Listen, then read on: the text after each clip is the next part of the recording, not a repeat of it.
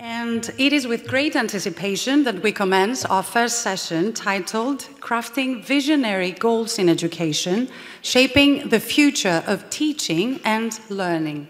And at this point, I'm very pleased to introduce the person who will moderate our first panel discussion, Professor Emeritus G. Williamson McDermott of the University of North Carolina at Chapel Hill, and a member of the Athens College Board of Trustees. Professor McDermott was a teaching fellow at Athens College.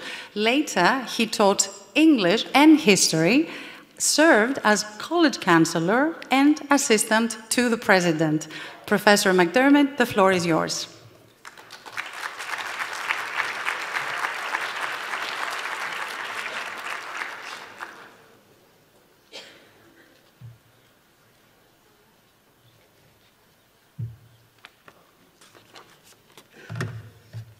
Πολλά πράγματα.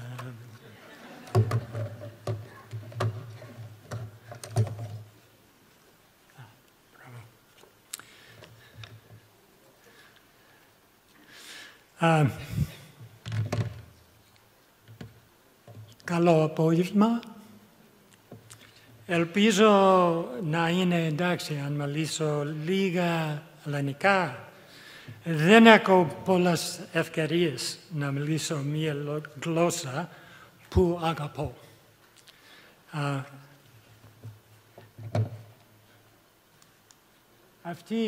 Αυτή η φωτογραφία από το 1970,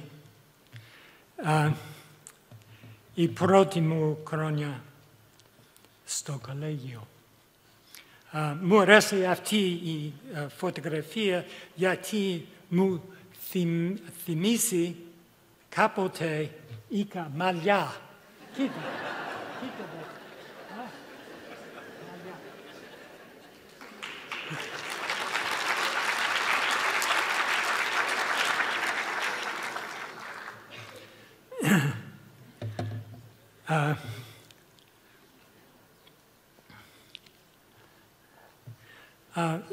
Ήμουν παρόν για να γιορτάσω το 500 επέτειος του Κολλεγίου.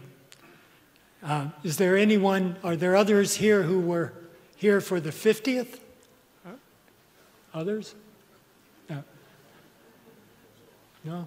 I can't see. But, so I can say anything about it. Άλλο λόγος για τον οποίον χαίρομαι που ξαναβρίσκομαι στην Αθήνα δεν είναι μόνο γιατί είμαι ανάμεσα σας, είναι και γιατί ετοιμάζομαι να έξοδο για γαρδούμπα και ρετσίνα από βραρέλι. Πού είναι? Όποιος έχει να μου συστήσει ένα καλό μέρος, παρακαλώ, μιλήστε μου στο τέλος.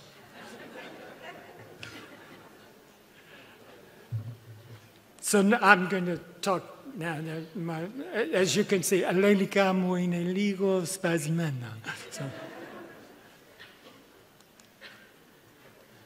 So what I want to talk about is there's been talk that AI is going to replace teachers, and I want to provide the counter argument to that. Why I think we are, as I'm going to speak as a teacher, we are more essential than ever. So have a look here. So can you tell which of these is a real video or which did I generate using Sora? And could our students find differences? So what we have is we have an ancient brain that was formed largely on the savanna of Africa. And it's dealing with a technology we've never had before. So one of the things our brain did was it evolved mental shortcuts to keep us safe. We believe what confirms what we already think, right? We tend to look at news sites and so forth that reinforce what we're already thinking. We trust our emotional content over boring facts. We accept information from people who are like us, right? We're tribalizing more and more. And we remember the dramatic and forget the mundane. So these biases and many others have been very helpful. They've kept us alive, right? It's good if you step off the curb and your senses tell you there's a car speeding toward you and you jump back. That's still very helpful. But they make us vulnerable to manipulation. And this is what our students really need to understand. So, Chico Marx actually anticipated AI in this scene. Your Excellency, here's your water. What is the weather of the matter? Your Excellency, I thought you left. Oh, I don't leave. But I saw you with my own eyes. Well, only you're going to leave me or your eyes. Yeah, so she says, I saw it with my own eyes. And he says, who are you going to believe, me or your eyes? So here's it. Can we trust what we see or read? Is Mbappe trying to steal this child's candy? So now with AI tools, he's not, by the way. I created this on Sora, right? Fake crimes that never happened, political events that never occurred, people saying or doing things they never said or did. And one estimate I've seen is that AI provides deceptive responses as much as 20 to 30% of the time. So our brains evolved to trust our visual evidence, and AI just made that instinct somewhat dangerous. And the stakes are very high here, right? Without greater cognitive awareness, students are susceptible to fake images, information, false claims, deception. Understanding how our minds work is now essential, not optional. So, this term metacognition that many of you know is no longer just something that we should be aware of, but it's absolutely critical. So, without metacognitive awareness, we're susceptible to accepting deep fakes, sharing information unconsciously that's false, and giving up our intellectual agency over to AI. With greater metacognitive awareness, students will pause before reacting, trace any claims to their sources, question their own biases, revise beliefs based on evidence. So it's changing our role as teachers, right? So our role for most of the history of schooling has been conveyors of information, right? When I walked into a classroom, my history classroom on the second floor of Athens College, I thought my role was to help my students get as much information about the past as I could get them to digest and use that information to understand the present, right? All of that information is available instantly. All that information that I taught is at your fingertips, at their fingertips. So I'm arguing that what we really need to think of ourselves is that we're cognitive coaches. And I don't have time to sort of delineate all of these, but these are the roles that I think teachers need to play in the age of AI. And I won't go through each of them, I don't have time, but I've mentioned this idea of a cognitive or a mental coach, an emotional intelligence coach. How do you create classrooms where students are comfortable talking about the reasoning behind whatever it is they're saying, that in which making a mistake is an opportunity for students to reflect on their own thinking and revise their thinking on their own, rather than having somebody just say, well, you're wrong. It's a creativity catalyst, enhancing creative agency. And my colleague, Ron Bagetto, I think is going to talk about this more. Collaborative co-creators, finding real-world problems that we can sit down with our students and try and figure these problems out. Ethical technology guide. This is very important to get students to think, if they are creating things with AI, what could be unintended consequences of what they're creating. And then being the lead skeptic. I like this one a lot.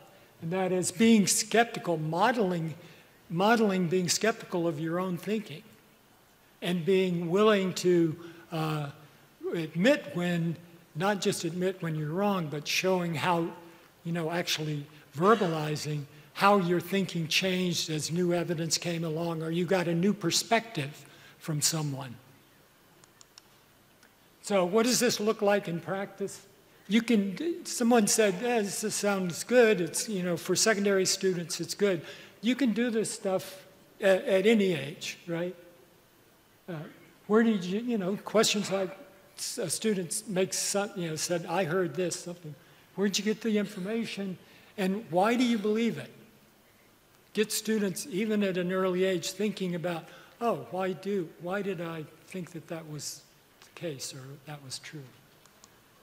At gymnasium, again, getting students even questioning one another, right? Where they're saying, how did you find out that if this is true? Or how can we find out that this is true? How can we trace the sources? Again, getting them to think about, where is information coming from? What are the contexts out of this, that this information came out of? And then, having students take different perspectives, even on things like, I know this is dangerous to say in this context, right? Bringing up the Persian view of what that was going on. But the Persians actually, if you read the sources, the Persian sources, they had already conquered the Aegean. They saw Marathon as a skirmish, right? Whereas the Athenians saw it as an exercise of their democracy, of citizen soldiers standing up for their homeland. But the Persians were like, it's no big deal, right? But it gets students thinking. So what our students, will our students control AI, or will it control them? At a minimum, students need to understand how their minds and senses can mislead them, how to evaluate the trustworthiness of information, and how to engage with AI productively, safely, ethically, and creatively. So our best safeguard is all of us, whatever we're teaching, to become AI literacy teachers. It's not a separate class. It needs to be woven into everything that we do. Every subject offers opportunities to examine the reliability, bias, origin of AI-generated information. And our role is to encourage students to ask, where did this information come from? Why should I or shouldn't I trust it? Why did I react to this as I did? So, my final slide, teachers aren't becoming obsolete. We're becoming more essential than ever. Of guarding is what makes us human. So, I've been working on a paper on this for a while. So if you're interested, just email me and I can send you my scribblings about this. And I talk more about these roles in this paper. So, ευχαριστώ.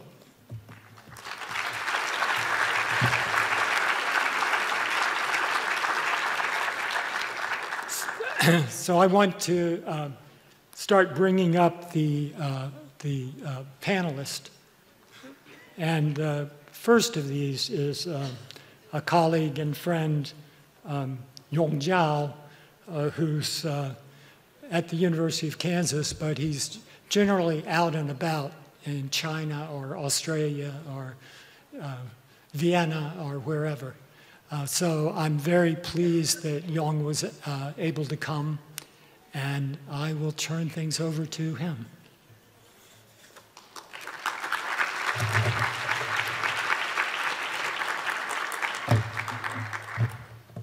That was very good, Bill. Yeah. Very good. Yeah. Thank you. Thank you. This morning, I just learned Chinese language and the Greek language are the only two languages that have been continuously used. I don't know how true that is, but I like it. I can speak Chinese. Actually, I think this might be fun. But I don't think your translation can manage that. But the other thing is, I want to really thank Bill. Bill and I have been working for a long time to really invite me to be at this great celebration. I'm very impressed with the college, with what you've done. I was very impressed with this big auditorium you have. It's amazing. You know how big this is? I was even more impressed when you actually have people come in. It's even better. It's amazing you actually have people. But anyway, but you have bad traffic. Horrible, horrible. It took us an hour from the hotel to get here. It's really. But anyway, I was born and raised in China, have lived in the US for more than 30 years, teaching in different universities, spent quite a lot of time in Australia, in England, and have been working with different schools, educational conferences, and recently I was just in Brussels, working with the international school in Brussels, which is an IB school as well. I was just in Slovakia, working with them, and I'm very happy to be here. All my life, I've been really studying, trying to understand education. And my conclusion is that the biggest problem in schools are children. Without children, we would have perfect schools. The problem with children is that not only we have children, and they are just different. Don't you feel like that's the problem? Children are not the same, but we have the same curriculum for them. We have the same expectation for them. You look at these kids, they're just somehow different from each other. And got another one is happy one. So if you look at our schools, a beautiful school like this, you have a lot of different ways to reach students. You have a great teacher-student ratio. It's just wonderful. You even had a Bill McDermott teacher. That's just amazing when he was when he was young. But so I was thinking about this. What happens when children come to school? And what shall we do in the age of AI? When children come to our school, they get into a sort of competition, which I never liked.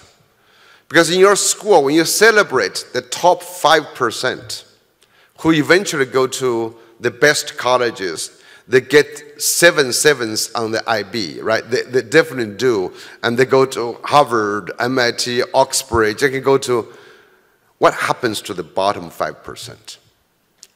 In essence, in order to do something, you have to beat others. You have to beat others, right? So I assume you all have children, right? When your children were young, you go to a pediatrician. I'm sure your pediatrician will tell you, your children like 95% in height nationally. You go home, you're happy, my children's better than 95% of the kids. And then what about those children who are saying, your child is just below 3% of height. As a parent, what are you going to do? You've fed milk, you get broccoli, you've eaten everything, but just doesn't get to the 95%. So someone has to be worse. So this is, I came out of China. In Chinese education is always about how do you get into the top 5%. I'm sure actually, every university, when they admit students, they always ask you, you are the top 15% in your class, top 5%, but what's going to happen to the bottom percentage? So this is the traditional, what we call meritocracy mindset. The meritocracy mindset is basically saying that the better, those who have more merit, gets to go to better colleges, gets better resources, gets better jobs, should be paid better, right? That's the idea. And actually the word was crafted. Meritocracy was created about 1957 or 1958. And a book made this term very popular. It's called The Rise of Meritocracy. But in fact, that book was to make fun of meritocracy. It's a satire. It's to say how meritocracy in practice in Great Britain at that time will cause problems in the future.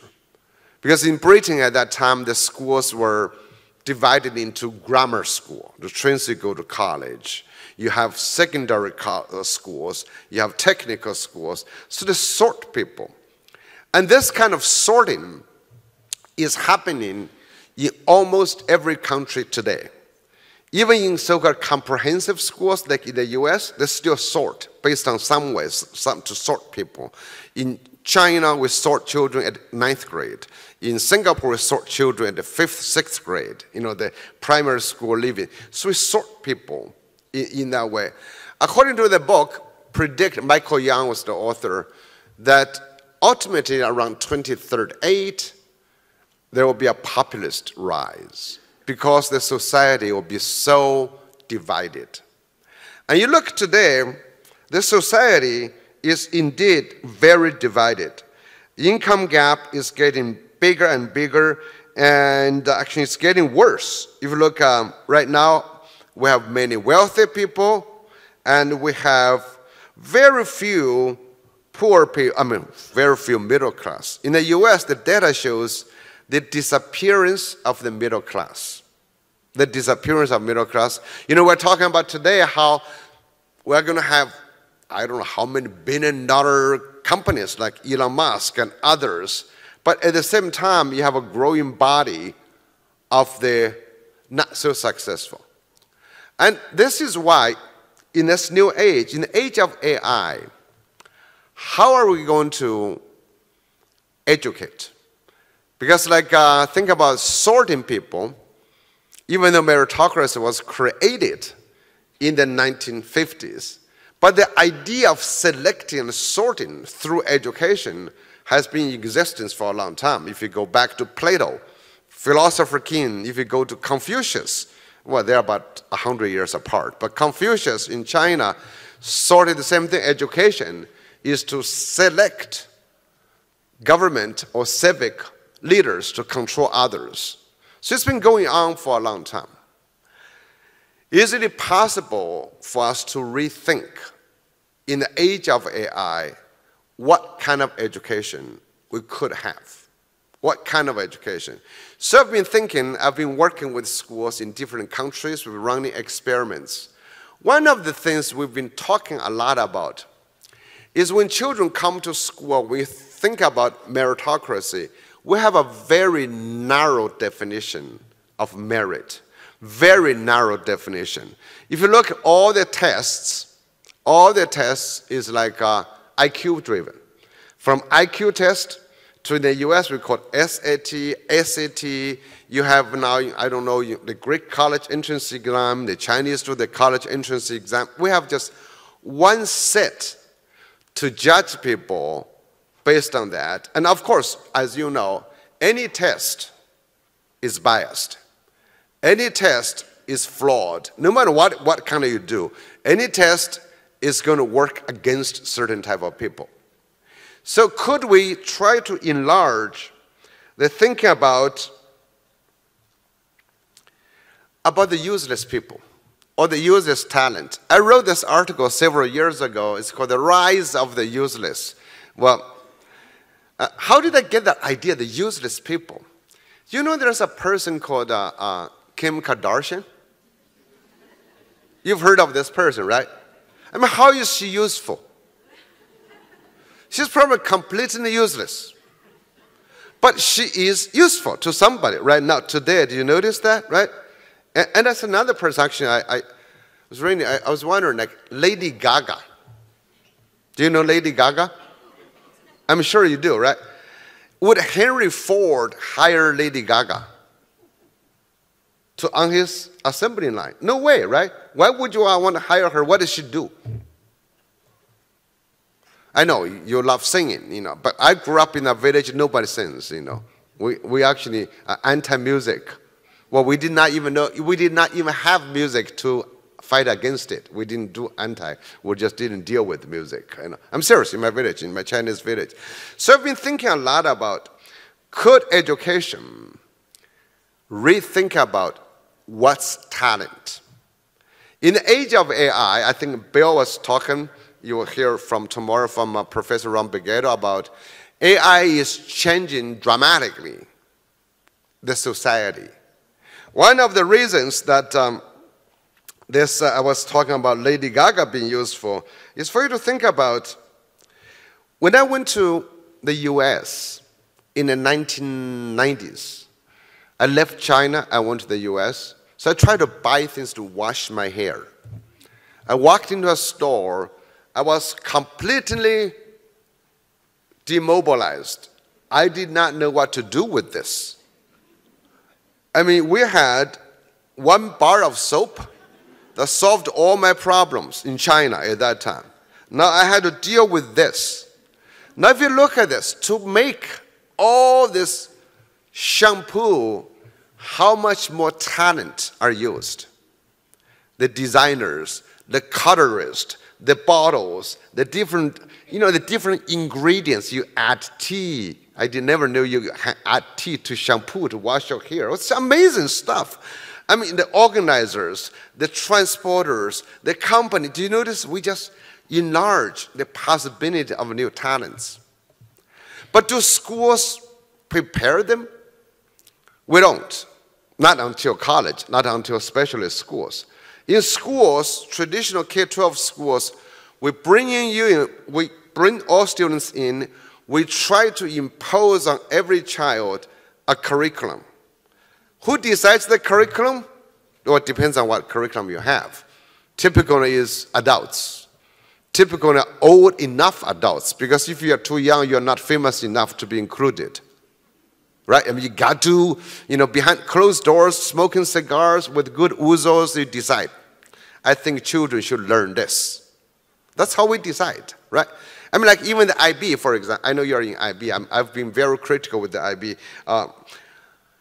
You want to know why? I'm not going to tell you, but I told them. But I was actually in Rome and Yokohama twice. The IB group asked me to keynote their conference. I kind of like it. I was called IB is the best of the past. The IB is the best of the past. No one has come up with the best of the future yet, So anyway, so what education should do to encourage a new way of thinking? I've been, again, running experiments, and I've written a lot of books. When I want to know something, I just write a book when I don't know it. So I've written over 40 books because there's so many things I want to know. And one of the books was thinking about how we can personalize education. This is where the power of AI comes in. Can we have personalized learning that enables children, students, to be the best they can be? Remember, be the best they can be, not be what we expect them to be the best.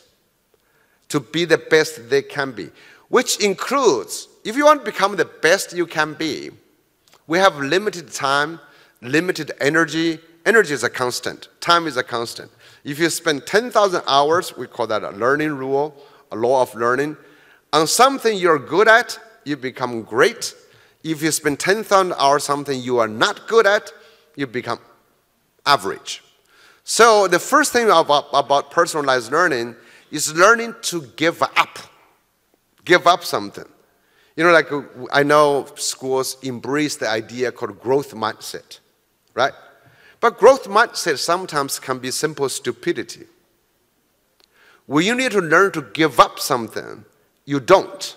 So like in my life, I've always been thankful to my father. I grew up in a tiny village. This is actually the house I grew up in a tiny village in Sichuan province.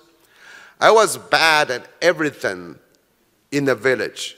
Farming, driving a water buffalo was horrible. And this was 1960s. So 1972, Chairman Mao Zedong, the super leader, decided to open some rural schools in the village, next to my village. The teacher came to recruit students because nobody cared about going to school. At that time, the school was not a pathway forward. So my father said, since you're so bad at farming, why don't you go to school? So you don't have to ruin my farm. You know, that's how it happened. So that's how everything started with that. I was able to go to school. I was able to read. I was able to do a lot of different things. So when you are bad at something, what do? So I think number one thing at school we need to learn about, every child has talent. Every child has strength.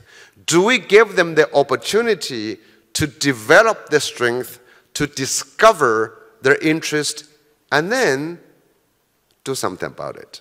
That's the second thing. The second thing in our education approach is called finding and solving problems. In the age of AI, like Sam Altman, the CEO of OpenAI, said, he just had a child. He said, when my child grows up, I am sure there's nothing he can do that will be better than AI. But one thing probably he can do is to ask questions.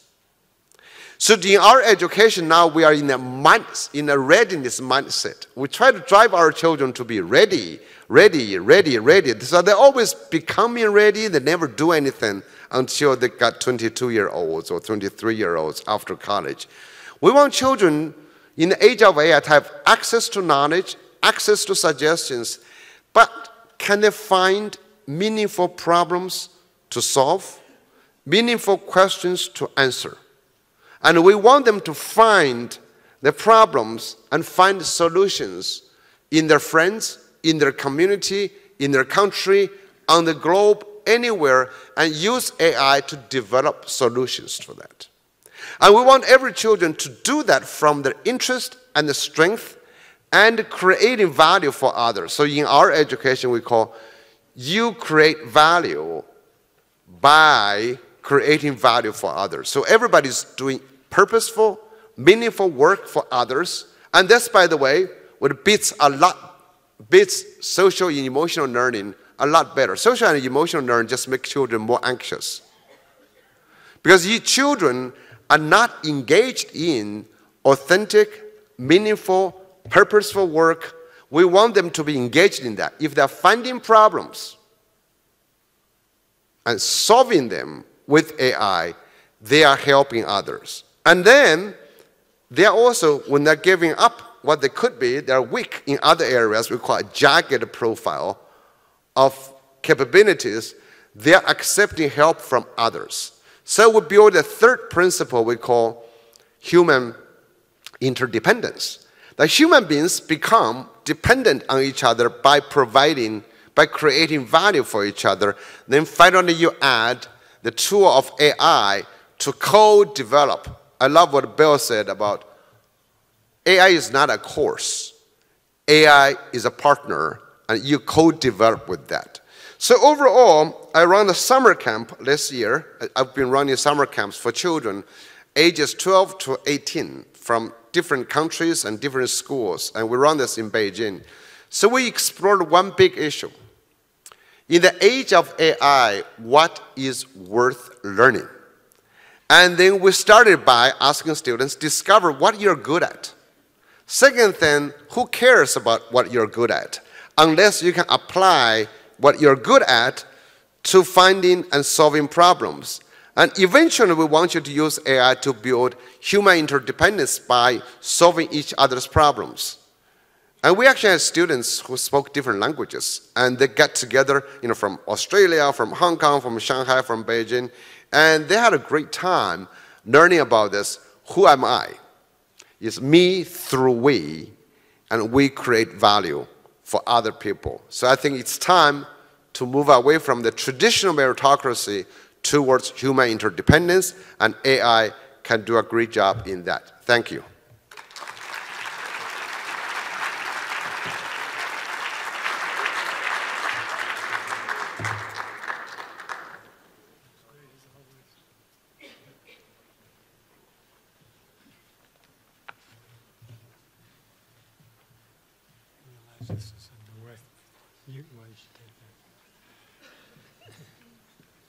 So thank you very much, Yong.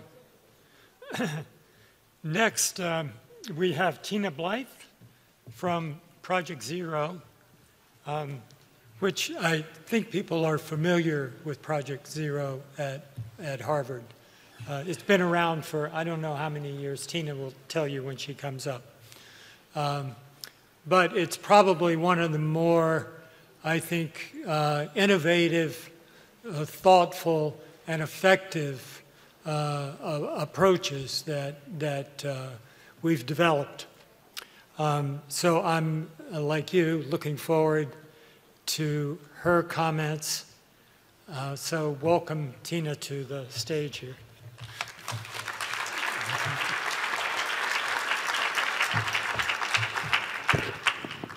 Thank you, everyone.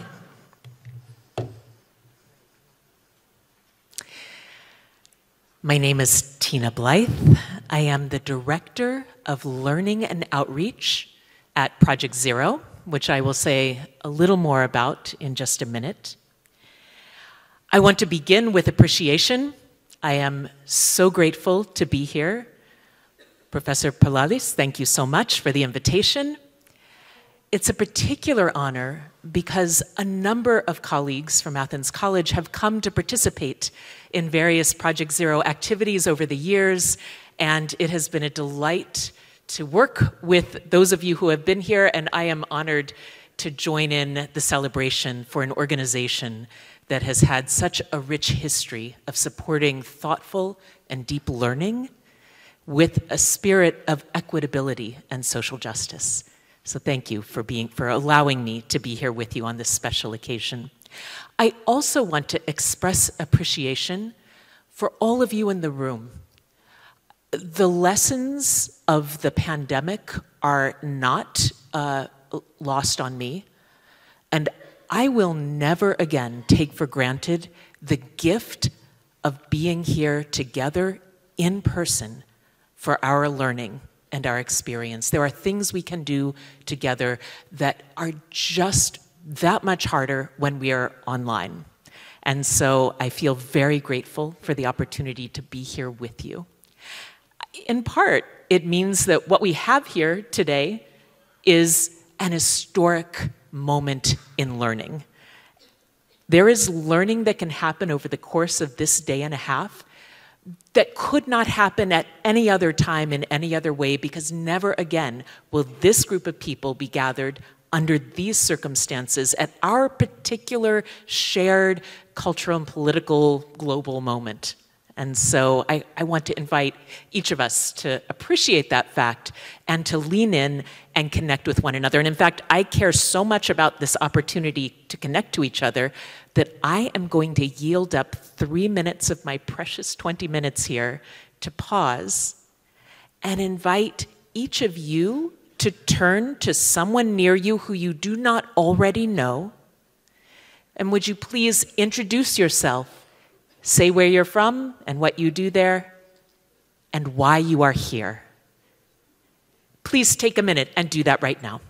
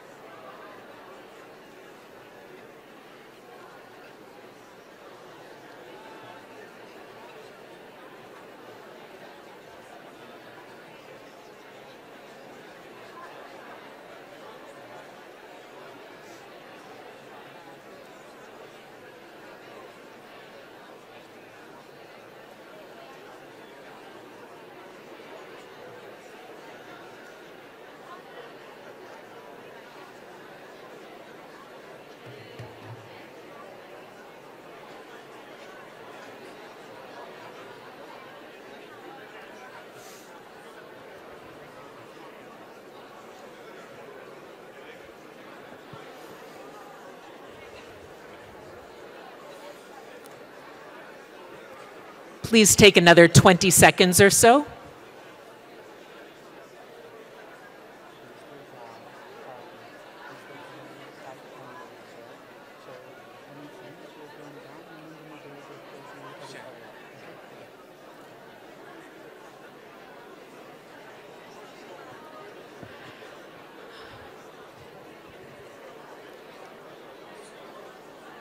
Okay. May I call us back to center?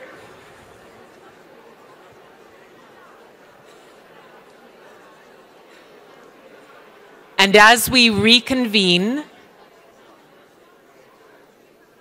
let me invite you to say thank you to your talking partner. And check to see if you have their name. Do you remember their name? Ask. There we go. All right. Thank you so much, everyone. So, I said I would share a little more about Project Zero. So allow me to remind some of you, but perhaps share for the first time with others of you, that we are a research group based at the Harvard Graduate School of Education, and we study human potentials, the things that make us us. Learning, thinking, creativity, understanding, ethical behavior. We are actually a collection of different research projects, some of which you may be familiar with, and some of which you may not. Here are a few. Some of you will remember the research from the early 1980s that led to the theory of multiple intelligences, developed by one of our co-directors, Howard Gardner. We have lines of research led by both Howard Gardner and our other co-director, co-founder, David Perkins, on teaching and learning for understanding. There's work on developing cultures of thinking and making thinking visible.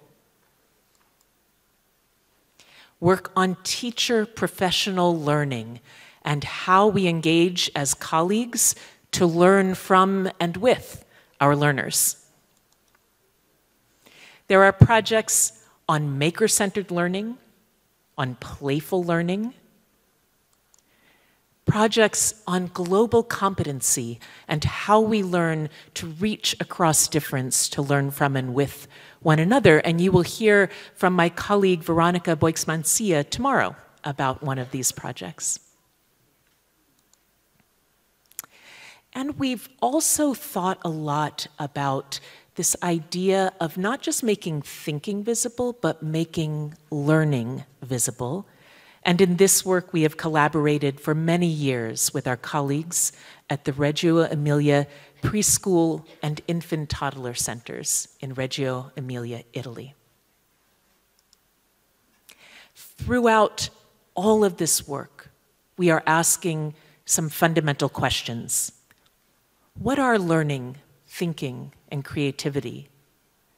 How and where do these things thrive? And what's worth learning today and tomorrow? And as our understanding of the complexity of learning deepens, we are more and more asking another question in this, which is, what is the role of the teacher? Which arguably is second only to the role of the student in developing contexts in which learning, thinking, and creativity can thrive. But perhaps we should be asking, what are the roles of the teacher? For they are many. And a number of you already are familiar with a bunch of these, and we've heard from speakers on this stage about some of them. The teacher as content expert who shares information. The teacher as pedagogical expert, one who understands how learning happens and can design learning experiences that make the best use of that understanding. The teacher as one who maintains order and discipline. And the teacher as one who inspires joy and engagement on the part of the learner. I want to share with you some other roles inspired from projects that we've carried out at Project Zero. And to talk with you about the first one, I actually want to tell you a story from my own experience of professional learning when I was a high school and middle school teacher in Boston, Massachusetts, near where I live now. And to tell this story, I have to take you back to my very early years as a teacher. I was a second-year teacher. And in the big urban public school system that I was part of, there was a practice of 2 days a year, the students stay home, the teachers come to school, and we all go to professional development workshops. Now, I was a teacher of literature at the time, and so I was assigned to go to a workshop on the teaching of writing.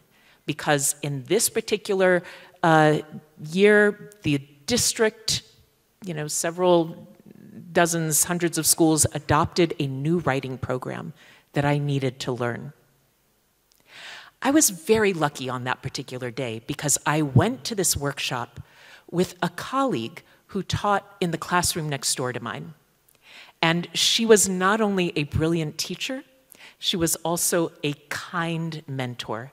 We did not have an official mentoring program at my school for new young teachers, and so she was kind enough to take me under her wing and to help me learn about how to be a teacher in ways that my teacher preparation program at the university had not adequately done.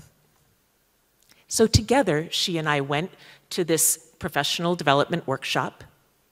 We weren't sitting near each other, or she might have been able to help me sooner. But I sat listening to the speaker in a room with several hundred of my colleagues, and I realized about 30 minutes into the session that there was nothing that this person was saying that had any relevance for me or for my students. The kinds of skills that were required for this program were skills I knew my students did not have here at the start of the year. The kinds of books required for this program were not books that I had in my classroom, and nobody had told me I would have the budget to buy them. And so, 30 minutes in, I decided this was not useful to me, and I sat there for the next 5 hours getting angrier and angrier and angrier, until when I walked out at the end of the day with my colleague, I looked at her and I am embarrassed to say that I did a very dramatic eye roll, very similar to the ones I would get from my students sometimes. It looked like this. Ugh. And I really expected her to be irritated as well. And she wasn't. She looked at me like, "Do we have a problem?" And I was shocked. I said, "You know that was not a quality learning experience we just had in there. You know that there's nothing that he said that we could make use of in our classrooms with our students. Aren't you just mad at the way our time was just wasted?"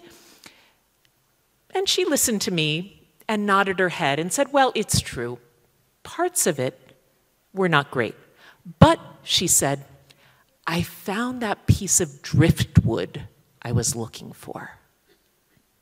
And then I was confused enough that I stopped being mad for a minute to listen to what she had to say. What she said was this. She said, "I make art." She was an artist. She took this very seriously. She made art, and she made art from objects that she found on the beach.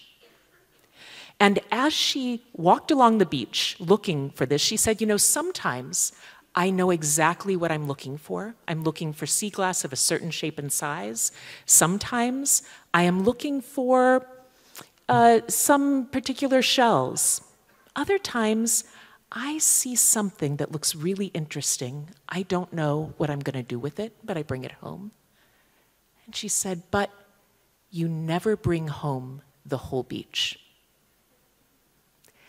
And over the years, especially through my work at Project Zero, where I have had the opportunity to attend many, many professional development sessions, to deliver many, many workshops on many, many frameworks that I have helped to develop and to carry out the research on, I have thought about this important role of teacher as artist. That everywhere in the world, there are programs, there are books, there are concepts, there are frameworks that purport to tell us how to do our job, right? And I want to invite all of you to look at every one of those resources as a beach to be searched, as your understanding of your students and your learners and your context and how you create learning there, that is your art. And there's just no one who can tell you, or me, or anyone, how to make that art. There is no recipe, there is no silver bullet, but there are lots of beaches to be combed where we can gather different ideas, different strategies, and think about how to adapt them, how to rearrange them, how to connect them to what's already happening, to the goals that we know are important for our learners. Sometimes we can just add on to something we already have. And sometimes we're able to create things that are entirely unexpected. And so the work that we're doing is, yes, content expert, yes, pedagogical expert, but perhaps even more importantly, it is our work as artists, as makers. It's our understanding of teaching as a fundamentally creative act that will serve us best. And this also, of course, means that we need to be adapters. We need to be able to take what's there and adapt it in thoughtful ways. We sometimes say adapt with integrity, in ways that preserve what's essential about that framework, that interesting idea, but turns it in a way that it serves the most important purposes for us and the students and the learners that we work with. This also means that we have the role of prioritizing. Maybe Greece is the one exception in the world to this. I'm going to test you. Everywhere I go in the world, teachers are expected to do too much. They're expected to do too much. And so we end up choosing. And how do we learn to make those thoughtful decisions? Well, one way we learn is by listening to our students. And I want to share with you one example of our collaborative work with the educators at the Reggio Emilia schools. We've worked on how to bring those ideas into a United States context. And one of the ideas that is most important in these schools is the idea of teacher as documenter of learning. And I sometimes think about this as, if we believe that the standardized tests don't tell us everything that is most important for students to learn, how do we make that learning visible? And I want to share with you just one example from a teacher named Lynn Tucker.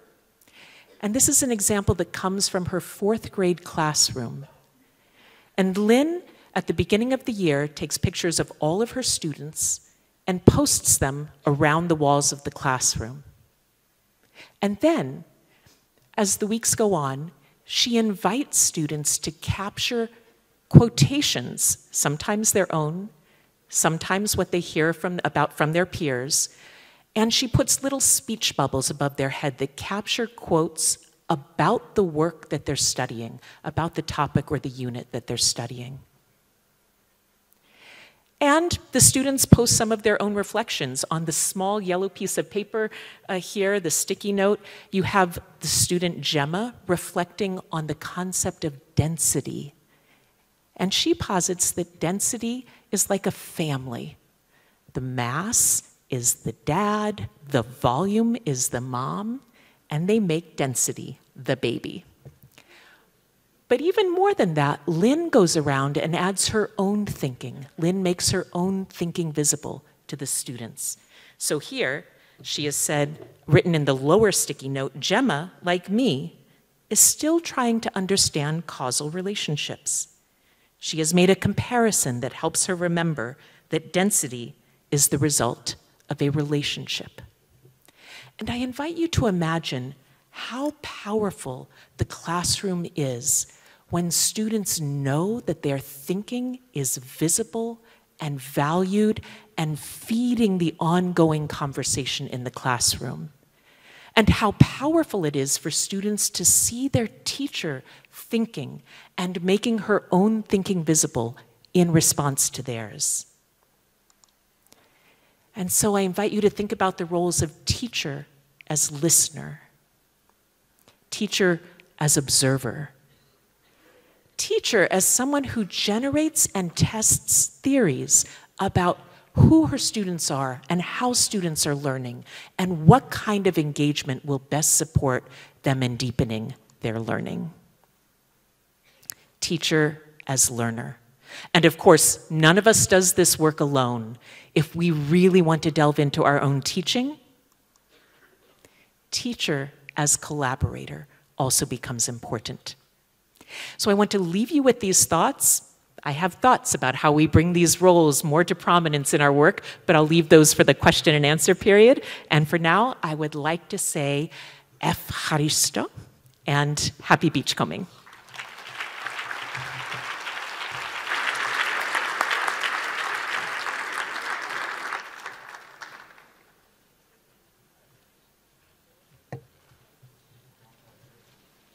Thank you very much, Tina.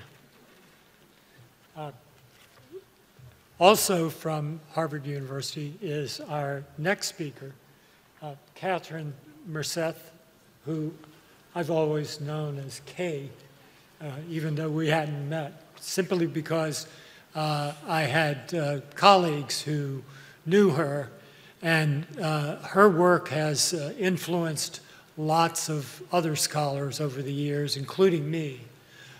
So it's actually an honor for me to finally meet you, Kay. So would you come up, and I'm looking forward to your remarks. Welcome, Kay, to the stage.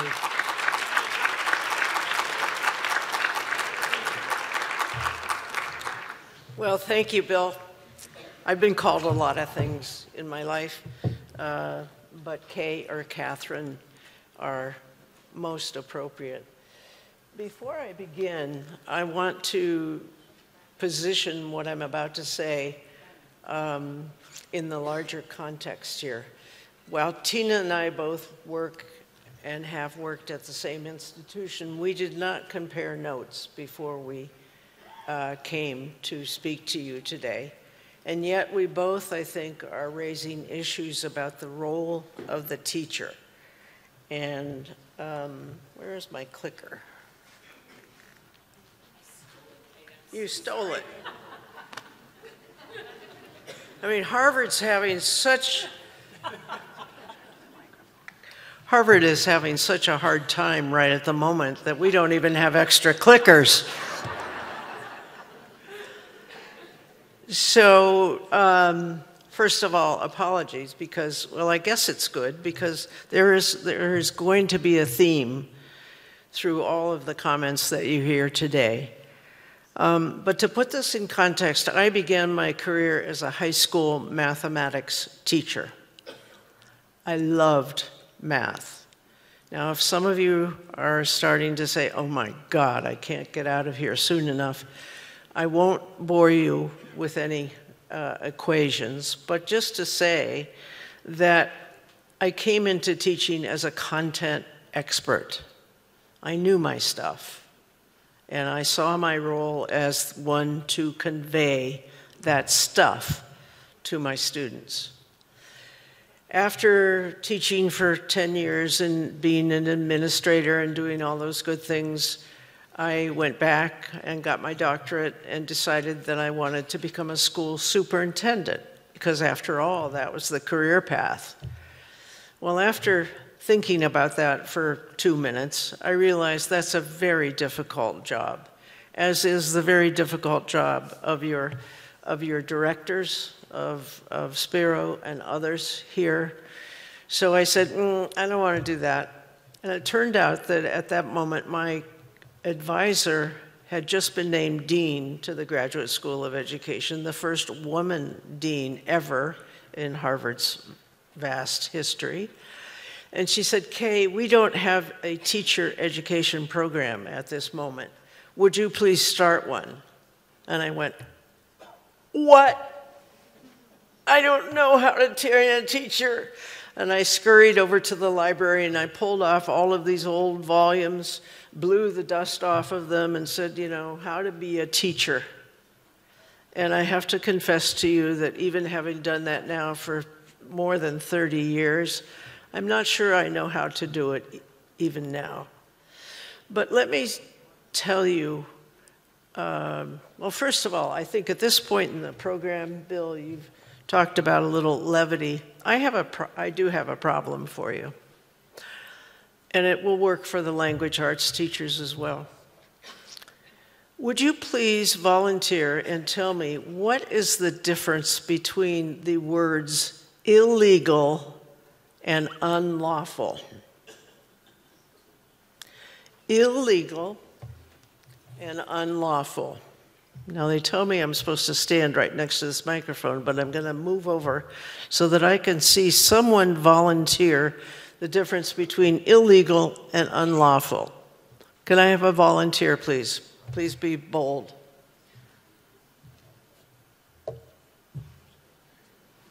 Anyone?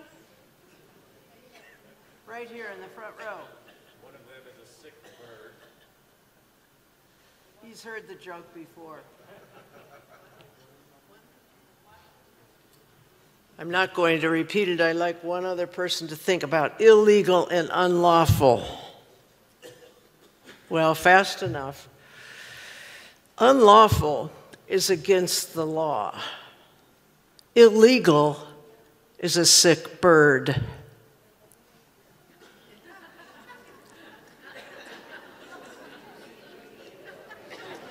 Does it need translation into Greek? No. All right. So let's go. What's the purpose and the relevance of teachers?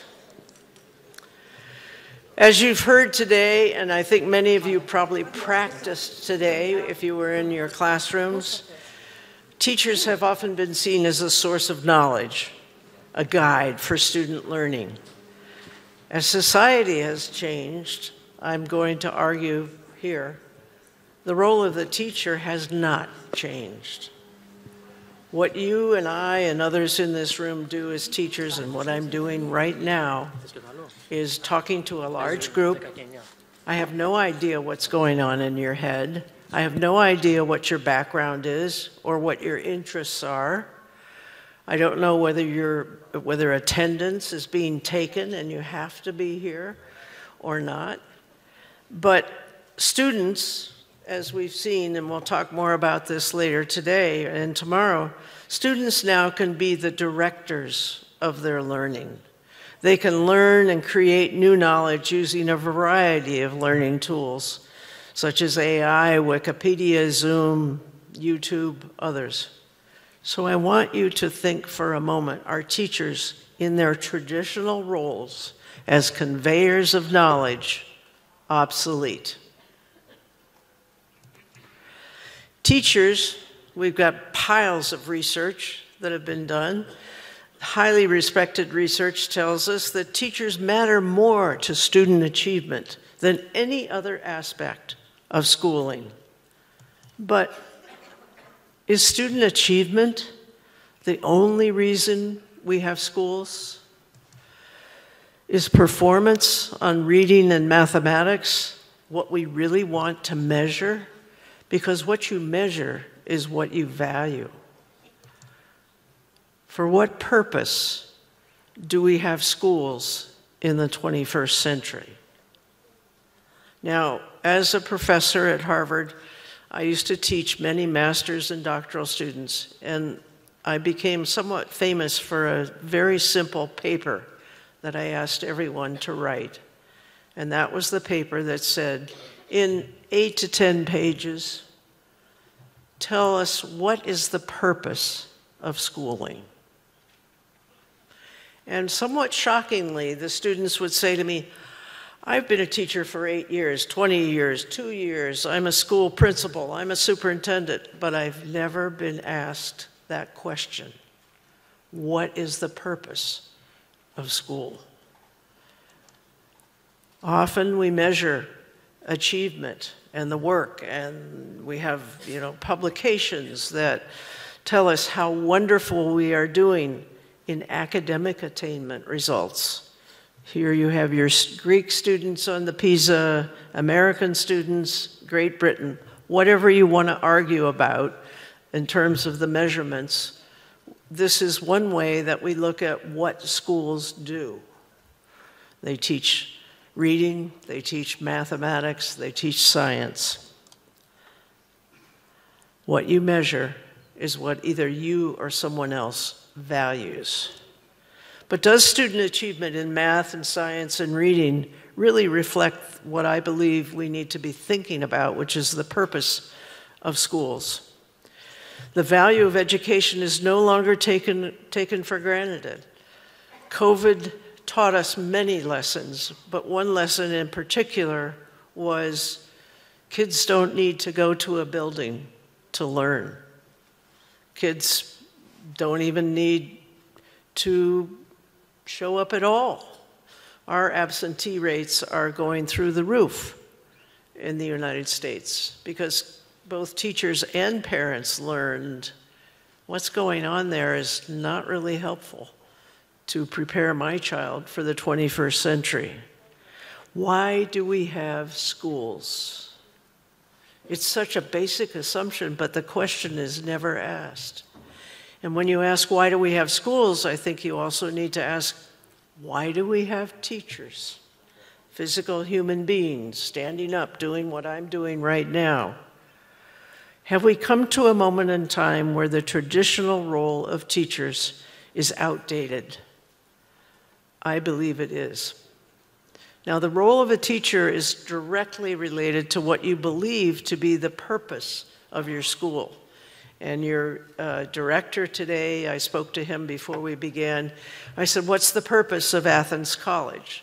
And he recited a statement that is impressive, powerful, but I want you all to just think for a moment, what is the purpose of Athens College?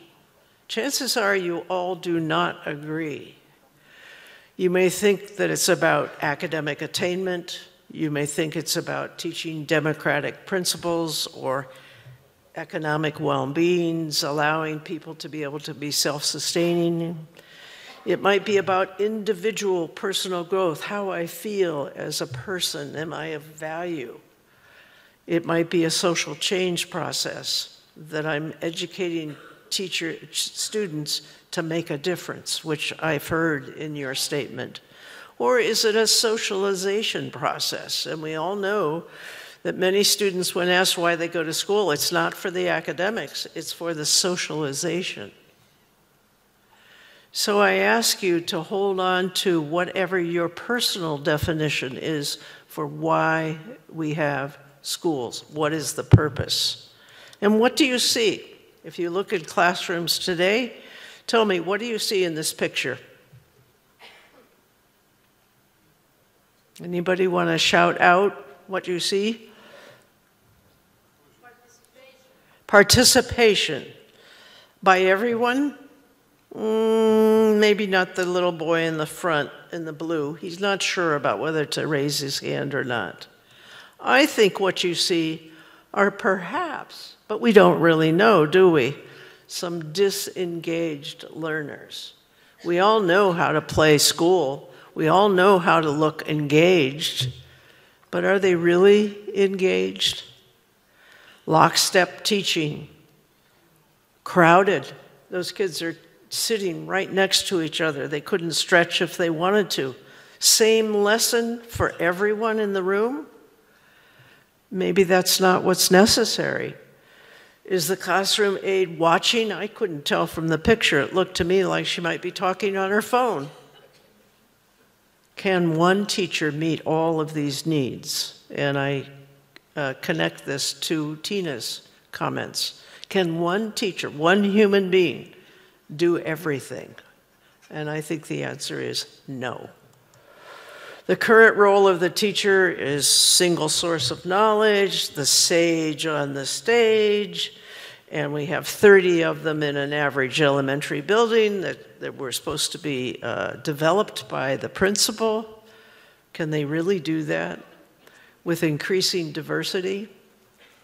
I don't think so. We have a term for it that has been used for many years, the egg crate mentality of teaching.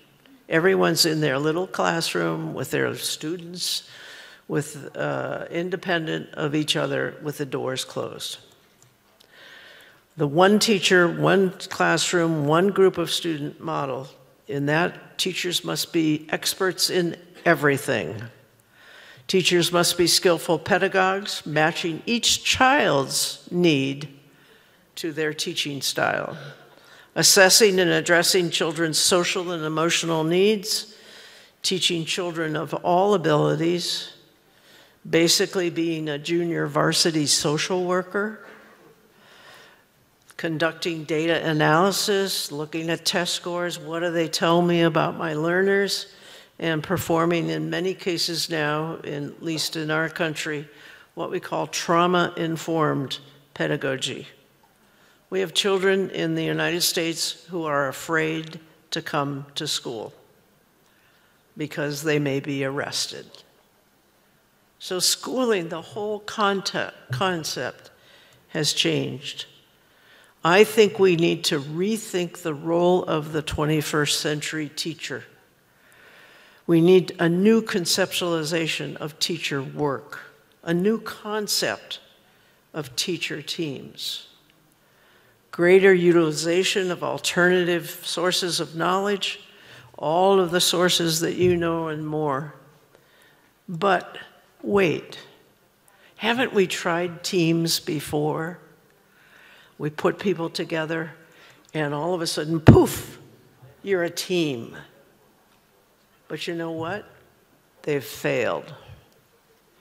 And they failed because we have not taught teachers, primarily in teacher education programs and other mentoring situations, how to work effectively, and I stress that word, effectively, in a teaming environment.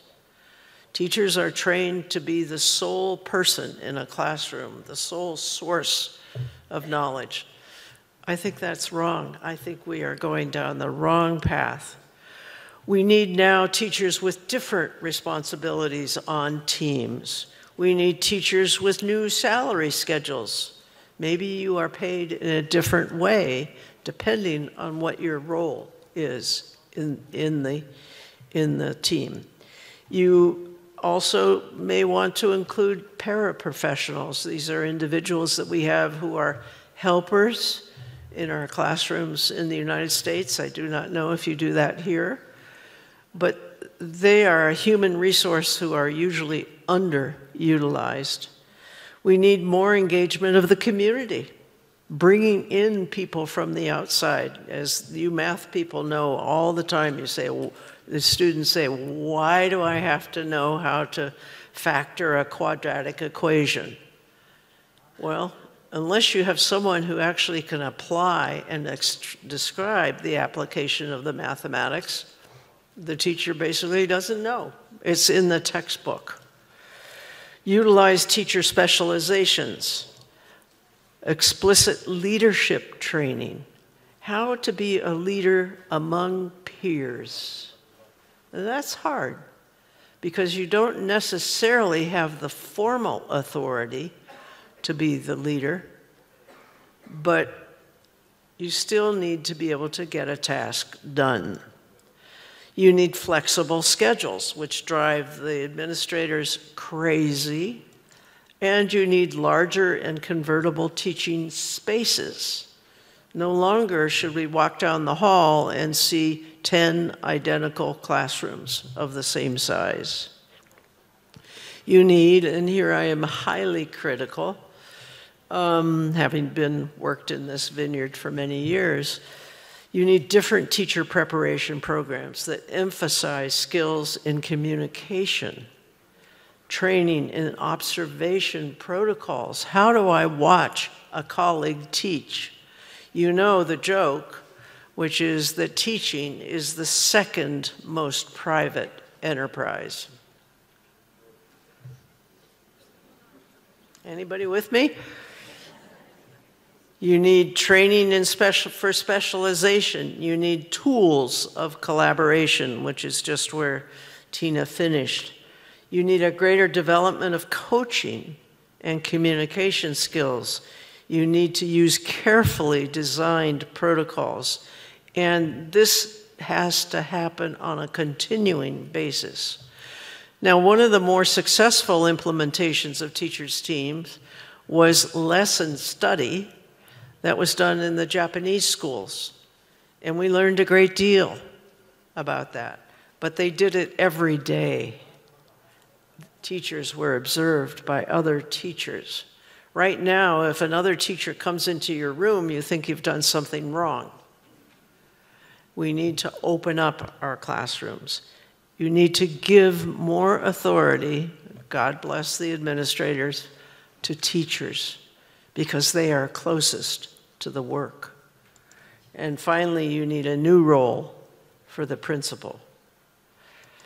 So the operation, you can organize teams of 4 to 6 teachers, probably is an ideal size, with different expertise.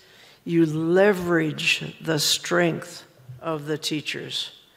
And what this concept does is that it provides alternative ways for neophytes, for novices, to learn about teaching. You know what it's like now. You go through a teacher education program, you get your master's degree. It didn't teach you much, if anything, about that very first day when you walked into your classroom. This provides a new pathway for individuals to enter teaching. And sometimes you have 70 students together with all 4 subject area teachers or the entire team. And then sometimes you break into smaller groups, dependent on interdisciplinary groups based on student interest and teacher expertise. So there is some evidence of this kind of collaboration, and I want to stress, it's not just having team meetings. It's a whole new role for teachers. And what the early results have shown us, and you may hear a little bit more about this from my colleague, there are fewer referrals, suspensions, and failed classes. Why is that? Because there are more adults for children to relate to. I may not like Dr. Merseth, but I may totally appreciate Dr. McDermott. So that gives me an option to connect with a human being, with an adult. They do have improved reading and math scores, if that's really what you're looking for. They have increased attendance. They have lower teacher turnover. Why is that? Because I don't want to disappoint my friends, my colleagues, my peers. The accountability structure has changed. Team-based educators are more likely to be rated highly effective in classrooms. Teachers report feeling less lonely. You know and I know teaching can be a very lonely, stressful job in its traditional role. They take fewer sick days. Elementary students made incredible gains, and high school students report having a little more interest in going to high school. So all of these activities are ways to, I think, rethink the teacher role. And I'm in no position of authority to be able to talk about artificial intelligence. You're going to hear about that tomorrow. But one of the writers about artificial intelligence wrote, and I like this the traditional role of the teacher fades. And if the traditional role fades, my question to you is twofold. What is the purpose of schooling in the 21st century? If we can, in a mathematical way, define that, then we can define more clearly the appropriate role for a teacher. And what is the role of teachers in the 21st century? Purpose and roles must be coherent and go together. So those are my thoughts for today. I thank you all very much. Do you really want us up here? You want us up here? Want me up here or down there? They're sending us back down. Okay. Yes. Thank you very much, Kay. The next speaker, I think, will take a different angle on this. So Professor Spiros Dukakis comes from the Department of Informatics, and he is also involved in policy thinking around informatics, AI, and so forth. So he also brings that perspective. So there's a technical perspective as well as a policy perspective, which I think is enormously helpful. So thank you for being here.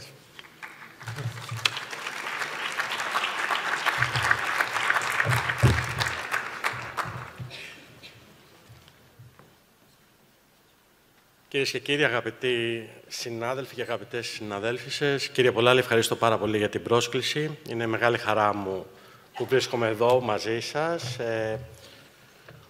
Ουσιαστικά έχει και μεγάλο ενδιαφέρον η σημερινή συζήτηση και οι ομιλίες που ήδη ακούσαμε, αλλά ταυτόχρονα έχει μεγάλη σημασία το πώς βλέπουμε την εκπαίδευση, πώς μπορούμε μαζί να δουλέψουμε για την εκπαίδευση και πώς μπορούμε να μαθαίνουμε και να αξιοποιούμε τις ευκαιρίες που μας παρέχει ο 21ος αιώνας. Οι εξαιρετικές τοποθετήσεις προηγήθηκαν και πάντα είτε είσαι τυχερός είτε άτυχος όταν είσαι ο τελευταίος ομιλητής.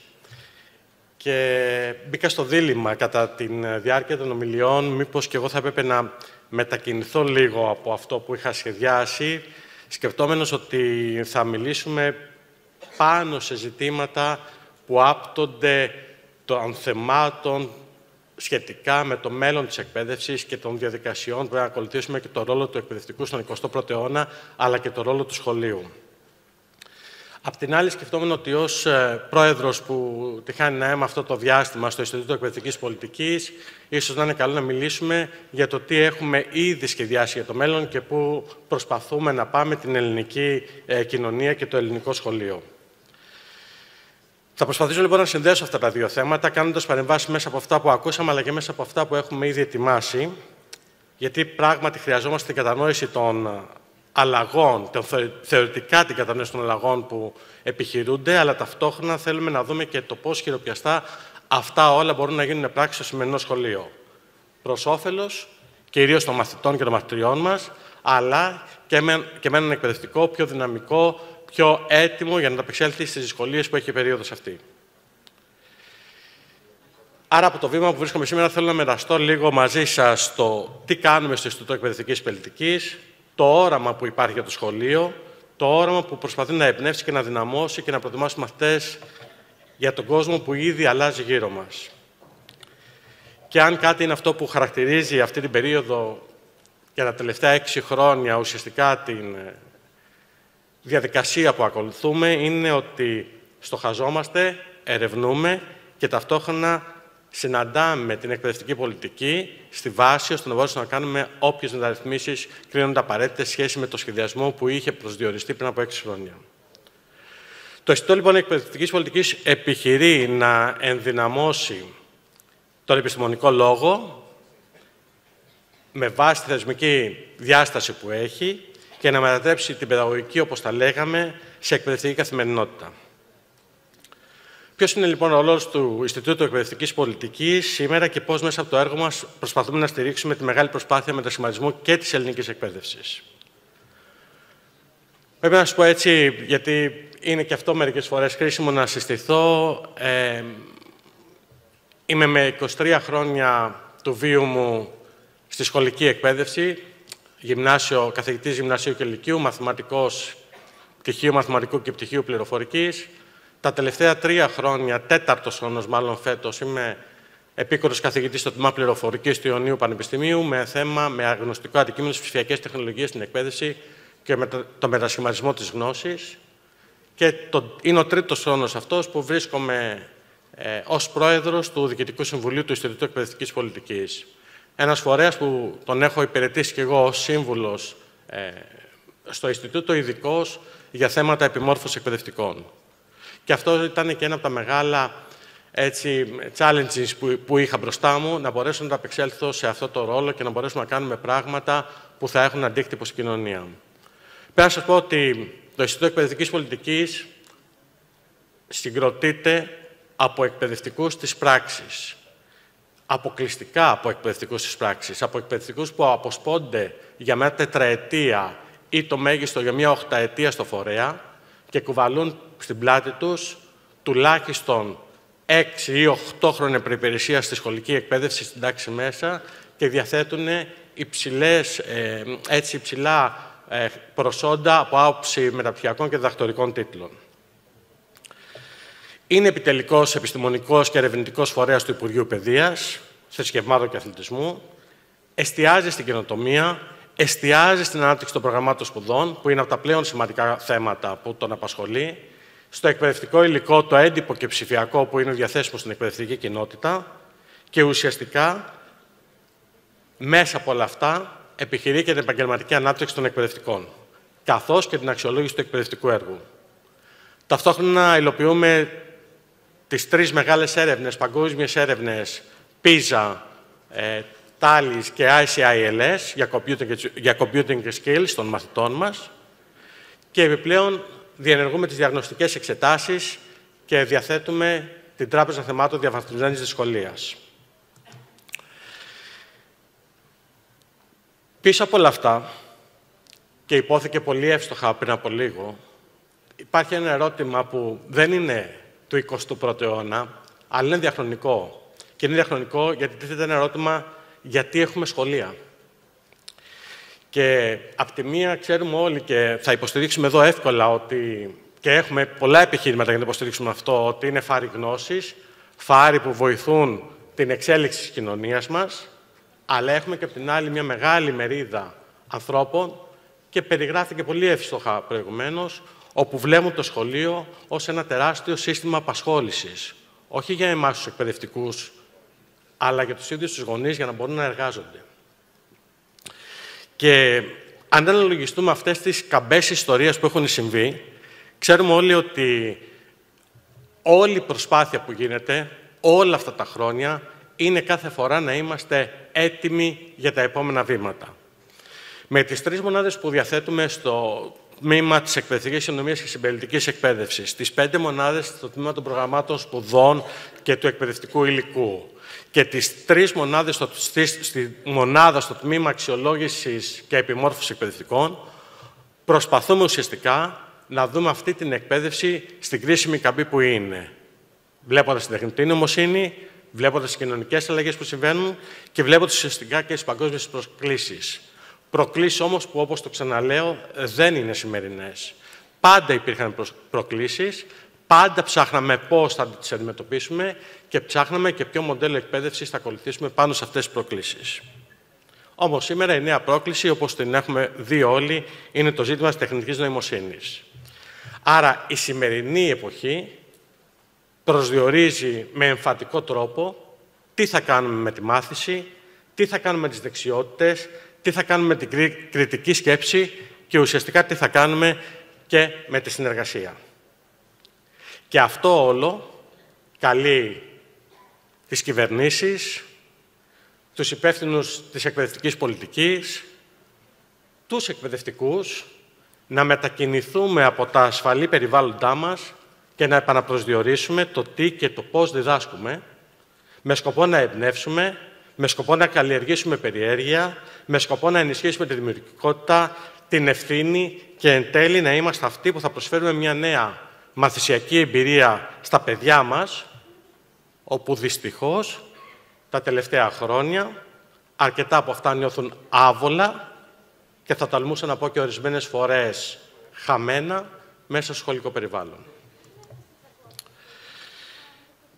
Και επειδή όλοι επιθυμούμε ένα σχολείο που πρεσβεύει και καλλιεργεί τη δημιουργικότητα και τη συνεργασία, συνδέει τη γνώση με τη ζωή, ενδυναμώνει τους εκπαιδευτικούς και προετοιμάζει τους μαθητές για να συμμετέχουν ενεργά σε μια δημοκρατική και δίκαιη κοινωνία, οι μεταρρυθμίσεις που υλοποιούνται αυτή τη στιγμή από το Υπουργείο Παιδείας με 3 υπουργούς, όπως έχουν περάσει από τη θέση αυτή, την Νίκη Κεραμέο, τον Κυριάκο Πυριακάκη και τη Σοφία Ζαχαράκη σήμερα, δίνουν αυτό το υπόβαθρο για αυτό που οραματιζόμαστε και λέμε πώς θέλουμε ένα σχολείο που να αξίζει για τα παιδιά μας. Νέα προγράμματα σπουδών, σύγχρονα, διαθεματικά, συμπεριληπτικά, διαθέσιμα, υλοποιημένα, πολλαπλό βιβλίο που αναγνωρίζει τον εκπαιδευτικό ως επιμελητή της γνώσης και του επιτρέπει την προσαρμογή της διδασκαλίας ανάγκης του κάθε μαθητή και της κάθε μαθήτριας, το ψηφιακό φροντιστήριο που τρέχει ήδη από την προηγούμενη χρονιά και προσφέρει σε κάθε παιδί ίσες ευκαιρίες μάθησης, η ενσωμάτωση τεχνητής νοημοσύνης στην εκπαίδευση με ασφάλεια, υπευθυνότητα και δημιουργικότητα. Ήδη την προηγούμενη εβδομάδα ψηφίστηκε ο τελευταίος νόμος που θα προσδιορίζει μάλλον τι θα διδάσκεται, τι μπορεί να διδάσκει η σχολεία στο κομμάτι της τεχνητής νοημοσύνης και ήδη γίνονται πρωτοβουλίες για συνεργασίες. Το νέο πρόγραμμα σπουδών από πέρσι με τις δράσεις ενεργού πολίτη που συνδέει τη σχολική εμπειρία με τη συμμετοχή, το σεμβασμό και τη δημοκρατική κουλτούρα. Και τέλος, ένα project που τρέχει αυτό το διάστημα είναι η ενίσχυση της δημόσιας εκπαίδευσης με τη δημιουργία σχολείων που θα προσφέρουν το Διεθνές Απολυτήριο. Το κρίσιμο όμως, όπως το είπαμε και από την αρχή, είναι αυτές οι μεταρρυθμίσεις να μην μένουν σε ΦΕΚ, σε φύλλα εφημερίδας κυβερνήσεως, αλλά να βελτιώνουν και να ενσωματώνονται στην εκπαίδευση.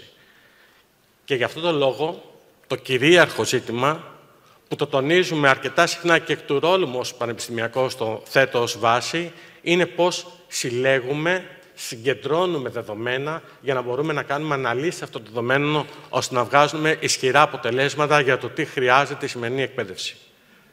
Και γι' αυτό τονίζουμε σε κάθε ευκαιρία ότι δράσεις όπως οι διαγνωστικές εξετάσεις που μπορούν να αποτιμήσουν τη μαθησιακή πορεία των παιδιών μας στην 6η Δημοτικού και στην 3η Γυμνασίου, άρα πώς τελειώνει το Δημοτικό και πώς τελειώνει το Γυμνάσιο, μας προσφέρουν στοιχεία για το πώς θα πρέπει να κινηθούμε τα επόμενα χρόνια. Η εσωτερική και εξωτερική αξιολόγηση σχολικής μονάδας, ένα έργο πραγματικά που μπορεί να συνεισφέρει σε αυτό που λέμε συλλογική βελτίωση και να μας δώσει στοιχεία που απεικονίζουν το πώς λειτουργούν τα σχολεία και πώς μπορούμε να τα ενισχύσουμε. Αλλά και η Τράπεζα Θεμάτων Διαβαθμισμένης Δυσκολίας, ένα πολύ σημαντικό εργαλείο που μας βοηθάει ακριβώς να δούμε τι καταφέρνουμε και τι πετυχαίνουμε. Καθώς και οι έρευνες PISA, ICILS και TALIS που συγκρίνουν διεθνώς τα εκπαιδευτικά συστήματα. Αλλά και η ανάπτυξη του ψηφιακού περιεχομένου στο ψηφιακό φροντιστήριο μας έχει δώσει φέτος για πρώτη φορά στοιχεία πώς οι μαθητές αντιλαμβάνονται τη φροντιστηριακή εκπαίδευση μέσα στο σχολικό περιβάλλον, μάλλον πέρα από το σχολικό περιβάλλον, αλλά μέσα στη δημόσια εκπαίδευση. Ταυτόχρονα δεν πρέπει να ξεχνάμε ότι το Ινστιτούτο Εκπαιδευτικής Πολιτικής και το Υπουργείο Παιδείας έχει μια σαφή υποχρέωση να υποστηρίζει όλους τους τύπους σχολείων, όλες τις ανάγκες των μαθητών, όπου αυτό σχετίζεται και με την ειδική εκπαίδευση και με την επαγγελματική εκπαίδευση και με πολλούς και διαφορετικούς τύπους σχολείων. Όλα αυτά λοιπόν που έχουν προχωρήσει την τελευταία εξαετία, όπως τα νέα προγράμματα σπουδών, οι διαγνωστικές εξετάσεις, η Τράπεζα Θεμάτων Διαβαθμισμένης Δυσκολίας, η εσωτερική και εξωτερική αξιολόγηση, η εισαγωγή των διαδραστικών συστημάτων μάθησης που έχουν βρεθεί σε όλα τα σχολεία πλέον, η διάθεση των kit ρομποτικής, είναι στοιχεία που αλλάζουν τον τρόπο που μπορεί να λειτουργήσει η σχολική τάξη. Δεν θα πω σε λεπτομέρειες για το ψηφιακό φροντιστήριο, ίσως το γνωρίζετε ήδη, αναπτύσσεται ραγδαίως με πλήθος μαθημάτων ασύγχρονων που θα στηρίζουν τα παιδιά από την 5η Δημοτικού μέχρι και την 3η Λυκείου στα μη εξεταζόμενα πανελλαδικά μαθήματα και με live τρόπο στα πανελλαδικά εξεταζόμενα μαθήματα της Τρίτης Λυκείου, τα οποία μένουν και ασύγχρονα και ταυτόχρονα στηρίζονται από ψηφιακό υλικό με διαγωνίσματα, εργασίες, ασκήσεις και το καθεξής. Όμως θα σταθώ λίγο στις δράσεις ενεργού πολίτη, που αποτέλεσε για μας ένα κορυφαίο εργαλείο, πρόγραμμα σπουδών θα έπρεπε να είναι σωστή λέξη που τα χρησιμοποιούσα, για να βγουν τα παιδιά από την τάξη και να κάνουν πράγματα εκτός της αίθουσας, να μάθουν και να βιώσουν έναν διαφορετικό τρόπο του πώς μαθαίνω. Και η πρώτη χρονιά μας έδωσε την ευκαιρία να δοκιμάσουμε, να πειραματιστούμε με μία δράση ένα σχολείο. Φέτος, μέσα στην επόμενη εβδομάδα, έρχεται το πλαίσιο για τις 3 δράσεις και παρακαλούμε όλους τους εκπαιδευτικούς να ενισχύσουν αυτές τις δράσεις, να βελτιώσουν την διαδικασία εκείνη που τα παιδιά μας δεν κάθονται και μαθαίνουν μόνο σε μια καρέκλα, αλλά βγαίνουν έξω από την τάξη, κάνουν δράσεις και αυτό έχει αντίκτυπο και στα ίδια και στην τοπική κοινωνία, αλλά και στον κόσμο ολόκληρο. Όλα αυτά έχουν ένα στόχο. Ένα στόχο που είναι οι δεξιότητες που χρειάζεται να αναπτύσσει το σχολείο. Και οι δεξιότητες αυτές δεν είναι κάτι που έρχεται με απόφαση της ελληνικής κυβέρνησης, ούτε της ιταλικής, ούτε της γαλλικής, ούτε της γερμανικής. Έρχονται μέσα από τη συνεργασία όλων των χωρών της Ευρωπαϊκής Ένωσης και όλοι μαζί έχουμε βάλει 5 στόχους αυτή τη στιγμή.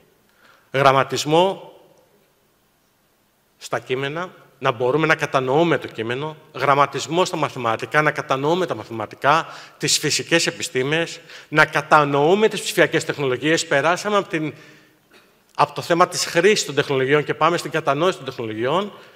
Και εδώ που μας αφορά πάρα πολύ είναι το πώς ενισχύουμε τον ενεργό πολίτη, έναν πολίτη που καλός ή κακός είναι παγκόσμιος πολίτης σήμερα.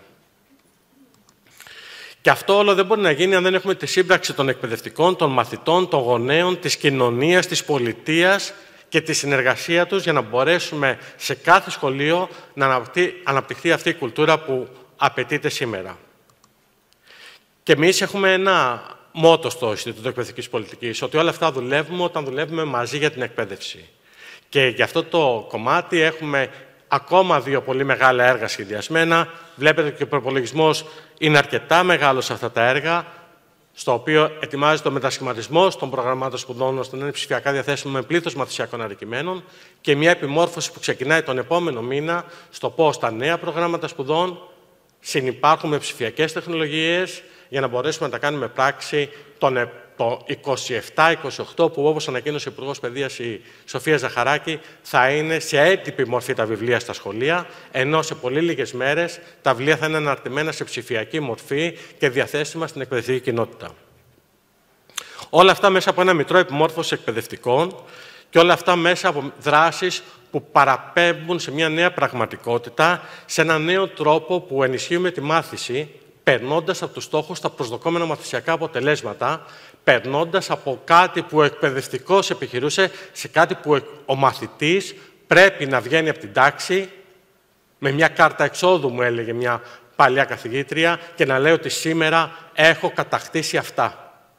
Και αυτά που θα έχουμε κατακτήσει είναι αυτά που θα μπορέσουμε να αξιολογήσουμε κι εμείς αργότερα. Και στο πλαίσιο αυτό κατακτήσαμε κάτι άλλο την προηγούμενη χρονιά και φέτος θα γίνει πολύ πιο έντονο η δασκαλία των λογοτεχνικών έργων, κάτι που πάντα γινόταν στην εκπαίδευση, αλλά πλέον έχει γίνει και στο δημόσιο σχολείο ως κεντρική πολιτική, εκπαιδευτική πολιτική. Ενισχύσαμε τα βιβλία πληροφορικής, εντάξαμε θεματικές ενότητες τεχνητής νοημοσύνης σε όλο το γυμνάσιο. Ενισχύουμε την τεχνητή νοημοσύνη με πάρα πολλούς τρόπους αυτή την περίοδο, με συνεργασίες με την OpenAI, με το Ίδρυμα Ονόση, με την Τράπεζα Πειραιώς, με την Tipping Point, για να προσφέρουμε στους εκπαιδευτικούς πλήθος σεμιναρίων και πλήθος ευκαιριών επιμόρφωσης. Και μας αφορά κάτι άλλο πάρα πολύ σημαντικό, όσο μπορούμε να περιορίσουμε τη βία και τον εκφοβισμό στα σχολεία. Και εκεί είναι διαθέσιμα ήδη τα επιμορφωτικά προγράμματα που τρέχουν το Ινστιτούτο Εκπαιδευτικής Πολιτικής και το Εθνικό Εκπαιδευτικό Πανεπιστήμιο Αθηνών, με στόχο την πρόληψη και την αντιμετώπιση αυτών των ζητημάτων. Τέλος, σε λίγες μέρες θα ανακοινωθεί και η δράση τοπικής ιστορίας και τοπικής γραφείας επίσημα. Έχει ανακοινωθεί από πέρσι, αλλά θα ανακοινωθούν και επίσημα.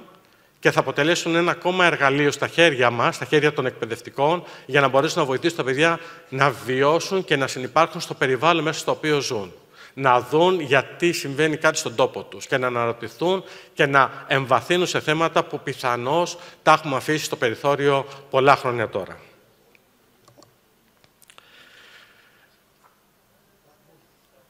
Θέλω να κλείσω. Θέλω να δείτε ότι πίσω από όλα αυτά υπάρχει ένα συγκροτημένο, ένα συνεκτικό όραμα για ένα σχολείο που ουσιαστικά μαθαίνει να σέβεται, μαθαίνει να συνδιαλέγεται και μαθαίνει να δημιουργεί. Και η εκπαίδευση δεν αλλάζει από τη μία μέρα στην άλλη, αλλάζει μέσα από σχέδιο, επιμονή και πίστη σε αυτό που κάνουμε. Η τεχνητή νοημοσύνη που όλοι συζητάμε το τελευταίο διάστημα, η ψηφιακή μετάβαση που επίσης δίνουμε μεγάλη βαρύτητα, οι νέες δεξιότητες των μαθητών και μαθητριών μας, ουσιαστικά αποτελούν τα μέσα για να πετύχουμε τον σκοπό μας.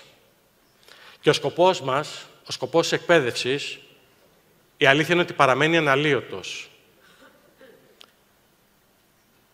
Θέλουμε να εμπνεύσουμε τους ανθρώπους, τα άτομα, τα παιδιά μας, να τα κάνουμε ικανά να σκέφτονται, να συνεργάζονται, να δημιουργούν και κυρίως να νοιάζονται. Και ως εκ τούτου, καλούμαστε ως εκπαιδευτικοί να υπηρετήσουμε αυτό το αναλύωτο με νέα μέσα, ώστε να δώσουμε στα παιδιά μας τη δύναμη και να ονειρεύονται και να αναρωτιούνται και να αμφισβητούν και τελικά να γίνουν οι δημιουργοί του δικού τους μέλλοντος. Στο ΙΕΠ, λοιπόν, πιστεύουμε βαθιά ότι το μέλλον της εκπαίδευσης γράφεται μαζί με τους εκπαιδευτικούς και όχι με εντολές από πάνω και γι' αυτό είναι και έτσι δομημένο. Το σχολείο που μας αξίζει, είτε είμαστε εκπαιδευτικοί, είτε είναι τα παιδιά μας, είτε είναι οποιοσδήποτε συνυπάρχει μαζί μας στο σχολικό περιβάλλον, είναι αυτό που ουσιαστικά χρειάζεται να ενώνει, να δίνει φωνή, να χτίζει εμπιστοσύνη και να καλλιεργεί ελπίδα. Μαζί λοιπόν σε αυτό το όραμα, μαζί συνεπώς για μια εκπαίδευση, ώστε πιο γρήγορα και πιο ουσιαστικά να μαθαίνουμε και να αξιοποιούμε τις ευκαιρίες που μας παρέχει ο 21ος αιώνας. Σας ευχαριστώ θερμά.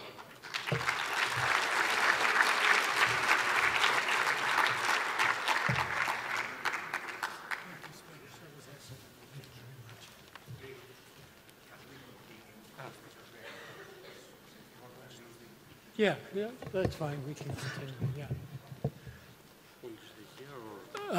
Well, now we want everyone up on the stage. Right? Come on down, as we say in North Carolina.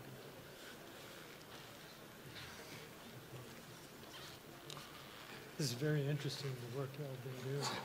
Thank you. You understand some Greek? My Greek's not what it used to be. It used to be much better.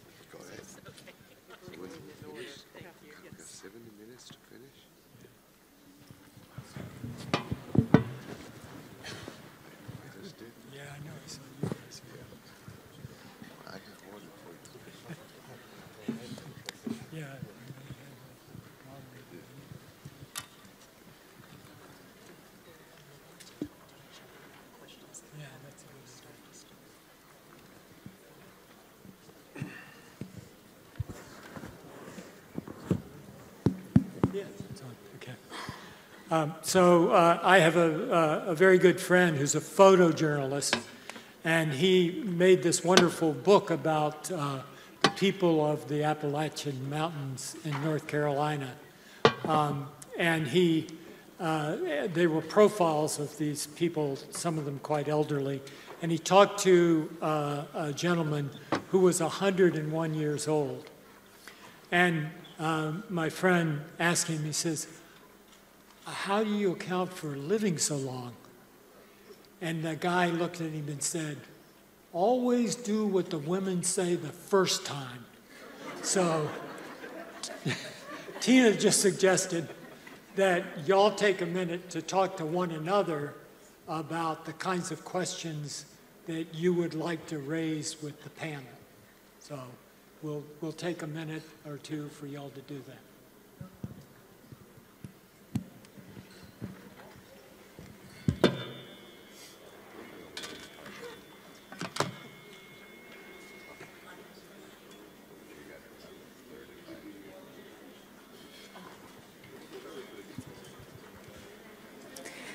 Hello, my name is Kyriaki Meliou. I am educational consultant for early childhood education here in Greece. I see some familiar faces in the panel, so thank you for your amazing speeches. The question that came up as I was very carefully listening to what you were saying, I'm referring to all the speakers, is that despite decades of educational reform, dozens of professional developments, why does the teacher's role remain largely unchanged? And what is the primary barrier to redefining that role? Thank you.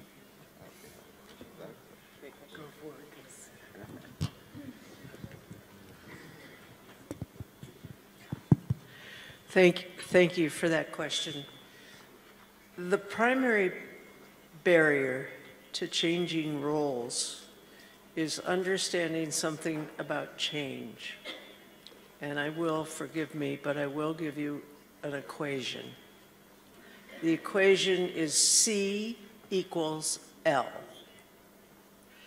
Change equals loss.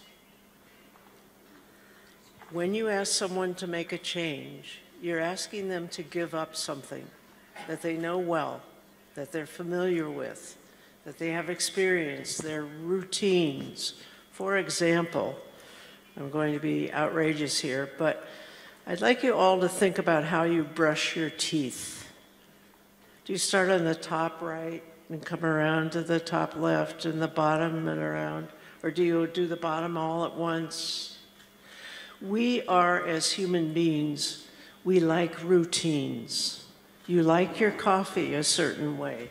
You like the car to act a certain way. People get in love, fall in love with routines. It makes us feel comfortable. We do not, as human beings, like loss. I don't like to lose my glasses. I don't like to lose my shoes. I don't like to lose my purse or my iPhone or even my teeth. Basically, the biggest barrier that you have to changing teacher roles is acknowledging to the teacher that you're going to give up something. And that's the first step, because I can talk to you for hours about why it will be better. But until you understand and have tried various experiments with this new way, this new role, you're always going to think, I'd really rather go back to my old role. So that's a very general answer, but specifically any kind of change. If your administrator says we're going to have 75-minute periods instead of 48 minutes, well, one advantage is you can watch the whole movie. But basically, it means I'm going to lose something. And you have to recognize that first. Would you like multiple ones to respond, or should we? Yeah, that's a big question. Yeah, it is. Well, thank you. You won't be surprised to know that I agree with my colleague. And I'd like to add on another challenge that I think becomes a barrier that's related. And I think of it as the implementation mindset versus the inquiry mindset. The implementation mindset sounds like this. Perhaps you're in a leadership role. Perhaps you are a principal or a lead teacher in your department. And you go to a conference, maybe like this, maybe a workshop, and you hear a new idea, or you read about a new idea. And you bring it back. And you say to your colleagues, I know how to do this better. Let me tell you what we need to do now. And please do this. And you give workshops and you invite people in, but the goal here is implementation. And what everybody hears when you say, I see how we can be doing this better, what your colleague hears is, do you think I'm doing this wrong? Do you think my experience doesn't count? Right? By and large, people do things because that's the way it makes sense to do. And so it feels like an affront for someone to come in and say, let's do it differently. I want to contrast that with the inquiry mindset. Let's take the same leader, the same maybe department chair, who comes back and says, I heard about this new idea. I wonder how that might work here. It might be helpful with some things, maybe it's not so helpful in other ways. I'd like to experiment. I really value your expertise as a colleague. Would you be willing to help me? Would you be willing to come observe me? Would you be willing to have this conversation with me so that we can unpack what version of this new thing might be helpful to us? You won't be surprised to know that I don't believe that there is the program that can simply be brought in and dropped into place and have it work perfectly. There is always adaptation. And what serves that adaptation best is the inquiry mindset. And I think it also allows people to be a little more open to the possibility of doing things differently. So. Thank you. I think this is that we're not allowed to really change. You know, the education's problem has got worse. You know, we were just talking about PISA scores. You know, over the past 20-some years, PISA scores, average score of OECD countries have actually dropped. In the US, since 1970s, NAEP scores have remained practically flat. You know, remember how much more money we're investing in education? How many, every day we have new ideas coming up like Project Zero? How many professional development we've done? We're not allowed to really change, so we're playing on the surface. But you look at schools, schools pretend to adopt new ideas really fast. Do you guys notice that every few years, there are new ideas coming up? I mean, I was not joking, but growth mindset, social and emotional learning. We have new ideas kind of fly through a lot. I mean, the real problem, like I was explaining, is that we have to have the courage to build new alternatives, new possibilities. Unless new possibilities are built, most of the exercise we do is kind of, we won't do anything, right? It's not going to reduce the achievement gap. It's not going to improve the quality because it perpetuates the existing model. There is no way. So, I mean, education is very largely political and actually financial, so with more money and with politics. No matter how good at education ideas you have, you know, we can entertain ourselves, have good time and fun and talk, but really have very little impact at the system level from any country. You know, that's because the space of change is so limited in education. Sorry, did I stop the conversation? Okay. Any comments from the audience about this?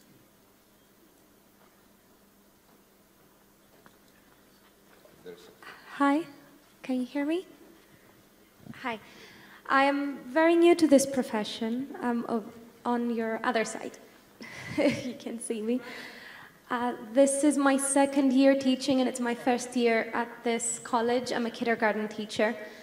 I wanted to ask, concerning what you are talking about, We talk about a lot of professional education about experienced educators, but I come almost straight out of university, feeling rather under-equipped and rather unprepared for this kind of system about we implement the IB program, we do PYP, things that I learned through college and through seminars that this institution provides for us. But in university, we're not taught about anything like that. And we're not taught about how to be the new teacher the world requires. We're only taught how to be the teacher everybody else was taught about 20 years ago. So what are your thoughts on that? And how can new teachers be taught how to be a new teacher? Yes, yes. I can. May I? First of all, thank you for this question. And I would like to ask a question of the whole group. Are there any other people in the room in your first or second year of teaching? Yes. All right, we've got a few. Colleagues, would you please join me in celebrating our newest colleagues here? Woo!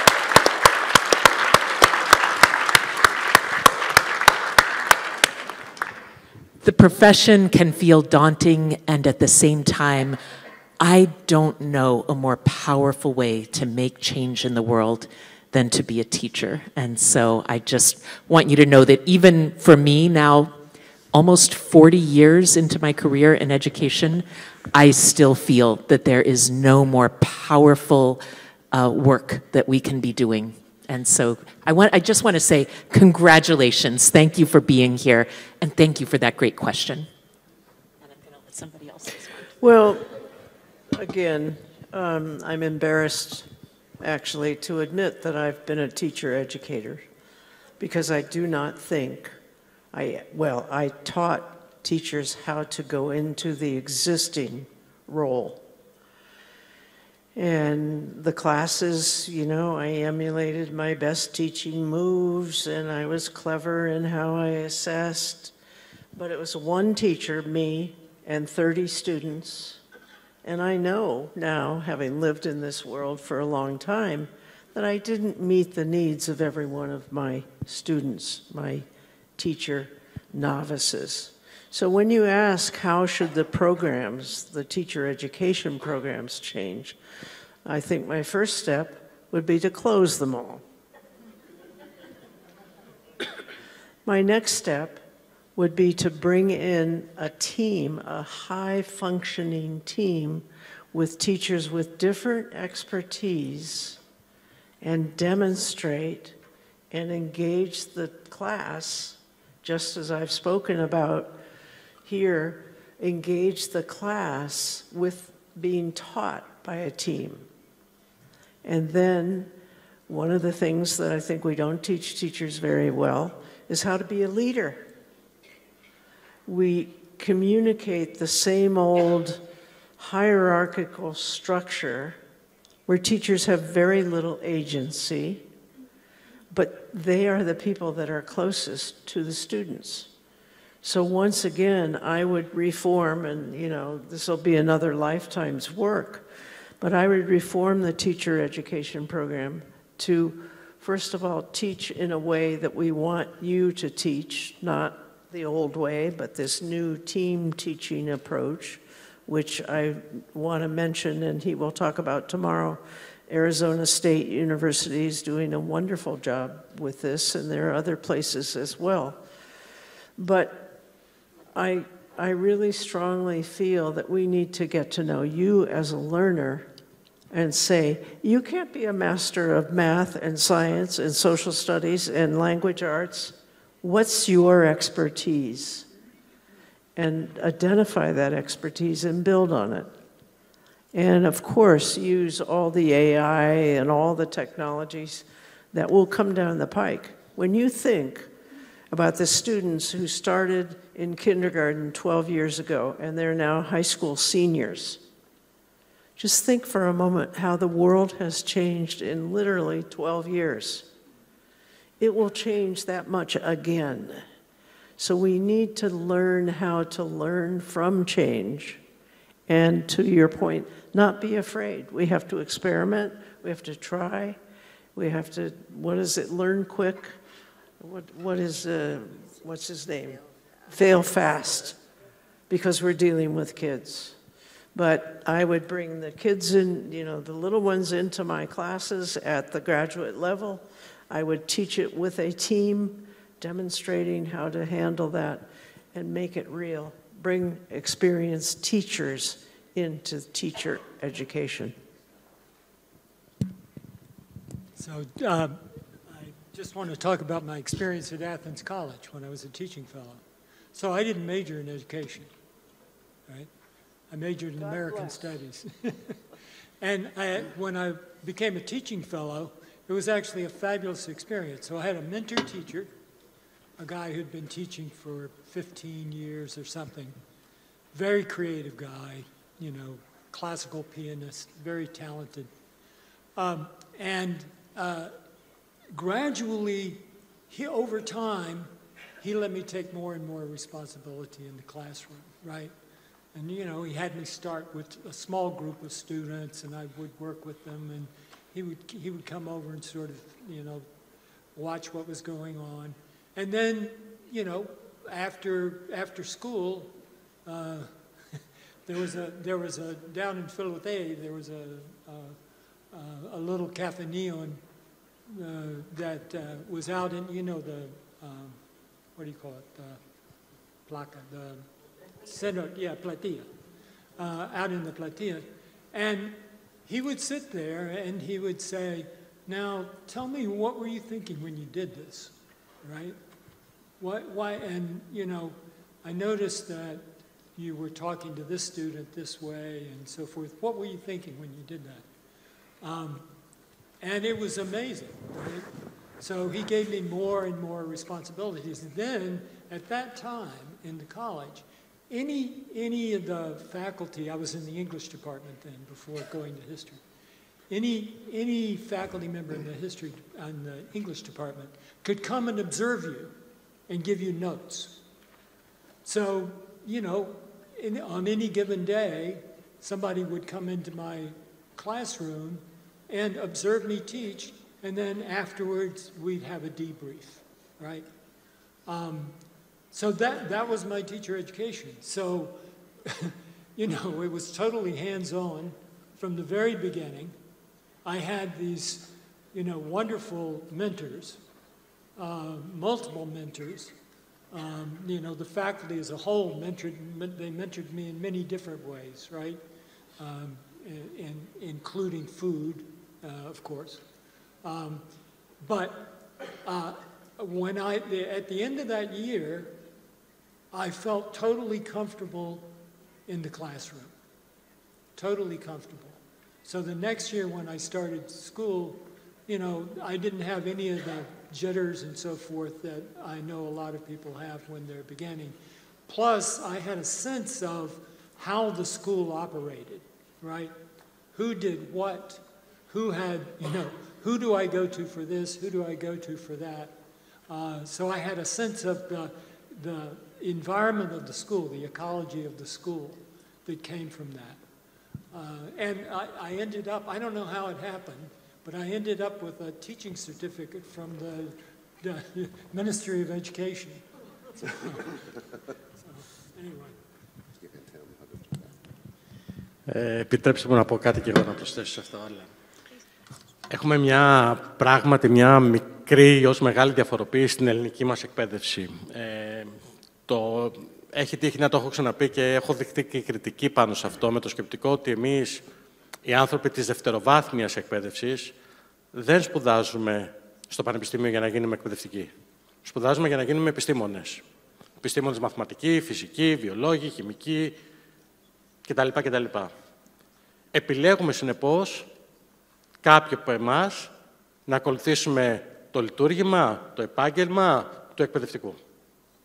Και είναι η ώρα εκείνη που αποφασίζουμε να κάνουμε κάποιες μεταπτυχιακές σπουδές, είτε αμέσως μετά την αποφοίτησή μας από το πανεπιστήμιο, είτε εφόσον μερικά χρόνια, ένα μικρό διάστημα, διδάξουμε κάπου. Είτε αυτό λέγεται φροντιστήριο, είτε αυτό λέγεται σχολείο. Και στο πλαίσιο αυτό προσπαθούμε να αποκτήσουμε και τις γνώσεις από τη μία του μεταπτυχιακού και ταυτόχρονα να δούμε και την πρακτική άσκηση. Την πράξη εννοώ μέσα στο χώρο εργασίας. Αυτό απουσιάζει στην ελληνική πραγματικότητα. Έχει θεσμοθετηθεί το πλαίσιο εκείνο που θα υποχρεώνει τους τους επιστήμονες για να γίνουν εκπαιδευτικοί να έχουν έναν ακόμα χρόνο σπουδών, υποχρεωτικό. Δεν έχει εφαρμοστεί ακόμα. Είναι ζήτημα και ζητούμενο πώς και πότε χρειάζεται να εφαρμοστεί και για ποιους. Είναι και αυτό κρίσιμο. Ένας εκπαιδευτικός που είναι 10 χρόνια στην εκπαίδευση έχει κατακτήσει όλα αυτά. Και έχει κατακτήσει αυτό που λέμε, που συμβαίνει στα αγγλοσαξονικά συστήματα, 6 μήνες εκπαίδευση και 6 μήνες στην τάξη. Ώστε να δούμε τι συμβαίνει, ώστε να δούμε στο τέλος αν μας ταιριάζει αυτό το επάγγελμα, αυτό το λειτουργήμα.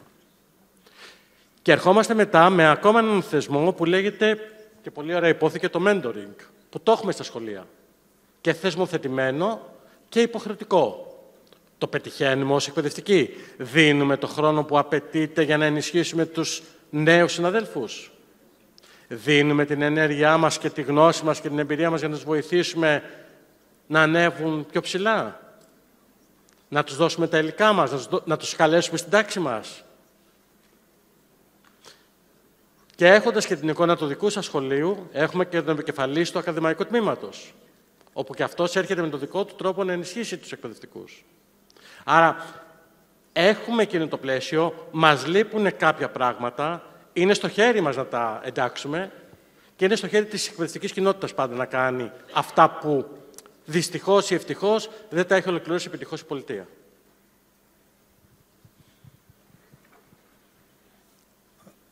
Bill, I would like to ask a question. This is Spiro. This is in the front here.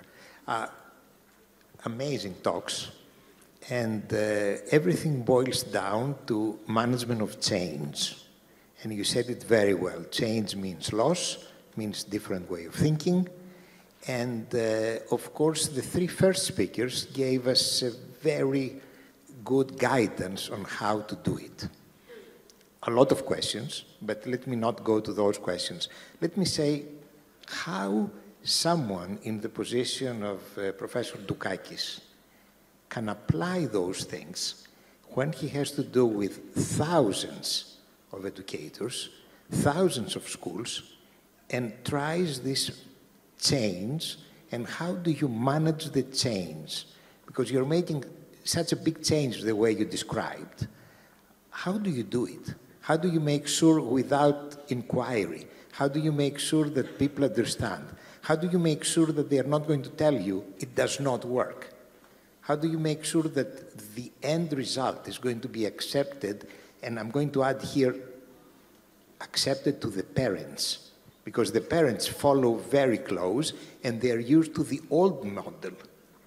So, Professor Dukakis, how do you manage the change? What can we learn from that in Athens College? Ευχαριστώ κύριε Πολάλη θερμά για την ερώτηση, γιατί είναι πολύ ενδιαφέρουσα και είναι η σημερινή πραγματικότητα.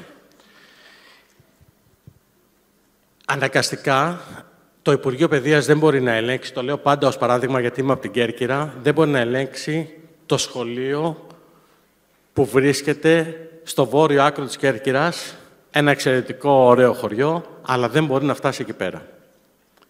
Τι έχει σχεδιαστεί? Είναι ένα μεγάλο μοντέλο των μικρών μοντέλων που έχουν και τα ιδιωτικά σχολεία. Ένα πρώτο κομμάτι είναι ότι κάθε περιοχή έχει το σύμβουλο, μάλλον πάω από το μεγάλο προς το μικρό. Υπάρχει το Ινστιτούτο Εκπαιδευτικής Πολιτικής που ασχολείται με το τι σημαίνει σχολική εκπαίδευση. Καλέσαμε λοιπόν το καλοκαίρι 3 ημέρες τους περιφερειακούς επόπτες ποιότητας, είναι 13 στον αριθμό, που ο καθένας έχει μια περιφέρεια όπως είναι ο περιφερειάρχης. Σε αυτούς δουλέψαμε 3 ημέρες μαζί, πραγματικά δουλέψαμε μαζί, καθίσαμε στα θρανία και 10 άτομα από το Ινστιτούτο Εκπαιδευτικής Πολιτικής και 13, αυτές 23 άτομα, και σχεδιάσαμε το τι πρέπει να κάνουμε, συγγνώμη για τη λέξη, για να περάσει το πολλαπλό βιβλίο, ένα στους εκπαιδευτικούς και δεύτερο στους γονείς. Είναι πολύ κρίσιμο το εγχείρημα. Οι περιφερειακοί επόπτες ποιότητας που είναι 13 συνδέονται με τους επόπτες ποιότητας που είναι 2 ανανομό. Αν και δεν έχουμε νομού στη χώρα, στο Υπουργείο Παιδείας έχουν μείνει η ιδέα του νομού, οπότε έχουμε όσοι οι νομοί της χώρας μας επί 2 επόπτες ποιότητας. Δουλέψανε με τους επόπτες, τους καλέσανε και δουλέψανε, πάλι ένα τριήμερο. Οι επόπτες ποιότητας δουλέψανε με τους συμβούλους εκπαίδευσης που είναι 800 σε όλη την Ελλάδα. Και κάθε σύμβουλος εκπαίδευσης έχει την ευθύνη από 10 σχολεία μέχρι ένα αρκετά μεγάλο αριθμό που δεν είναι ευτυχώς τριψήφιος. Αυτοί λοιπόν βλέπουν τους διευθυντές των σχολείων.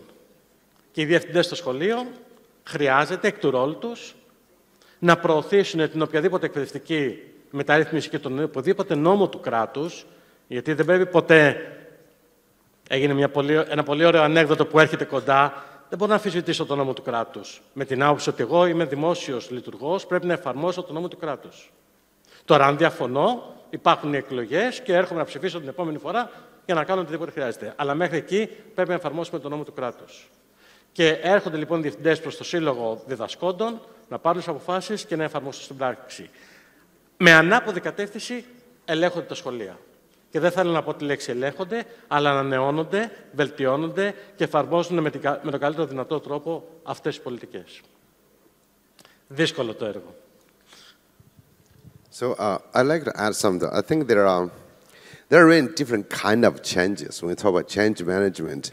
You know, there are a lot of changes without being different. Have you noticed that we do a lot of changes? We just like changes, to make changes, you know. So let people feel like we are making changes, you know.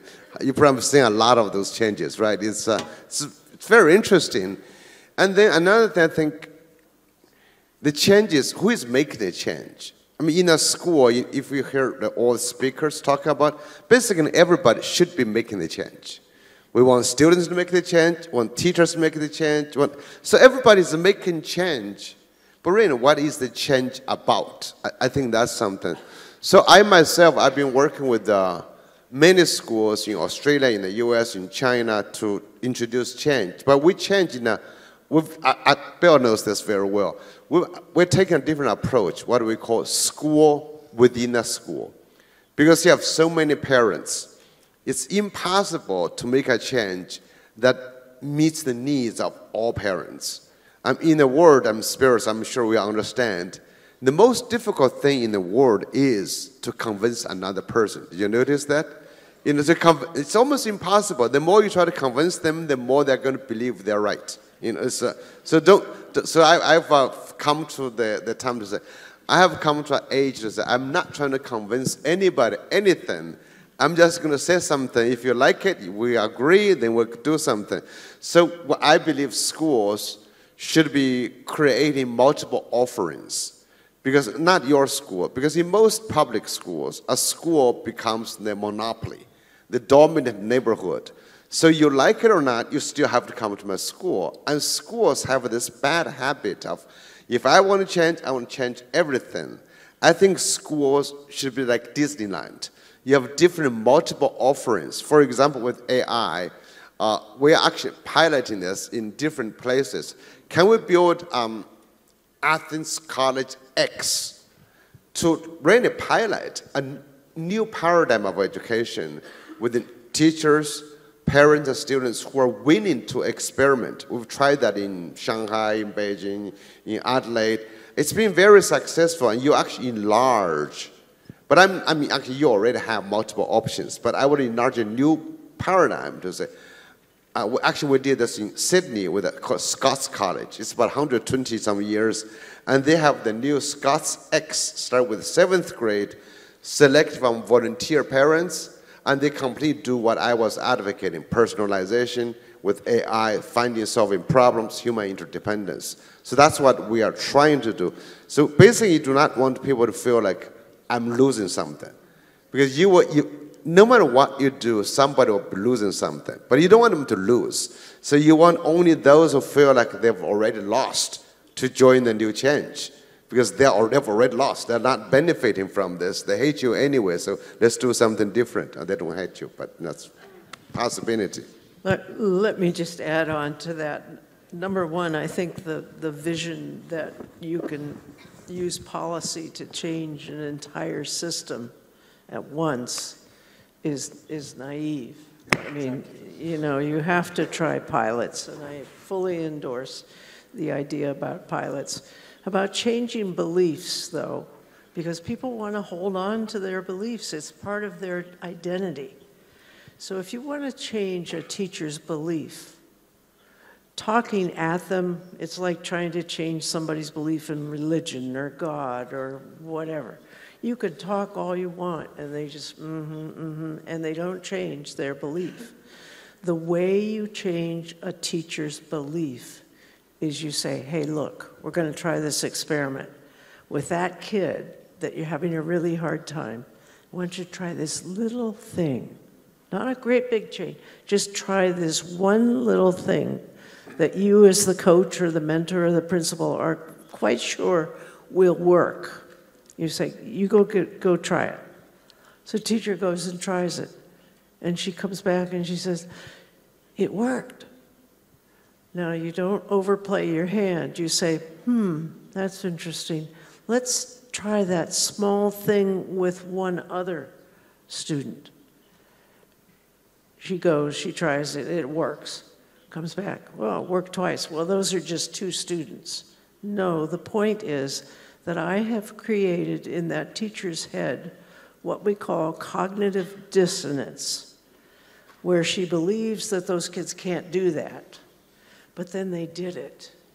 And now she has to negotiate in her head, well, how do I make sense of that? So again, the larger analogy is you start small, you try something, you fail fast, you get volunteers, and then you try it again.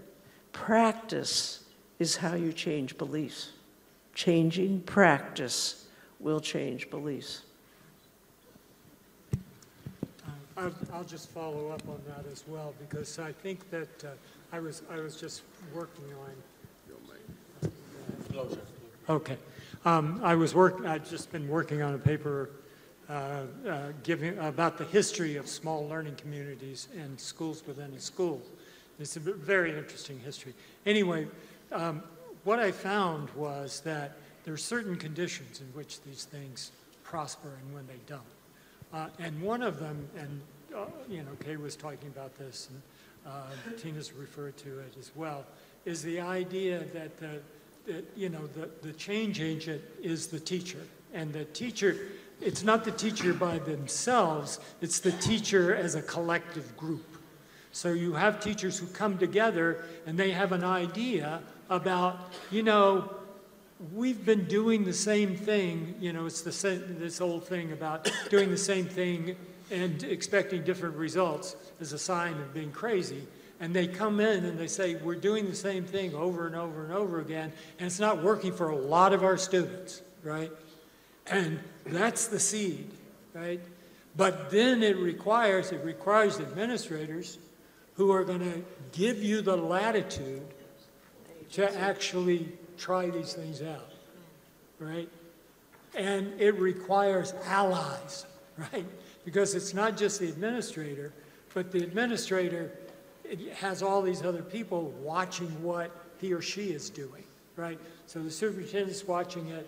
In the United States, the school board is watching it. You know, the legislature is watching, you know.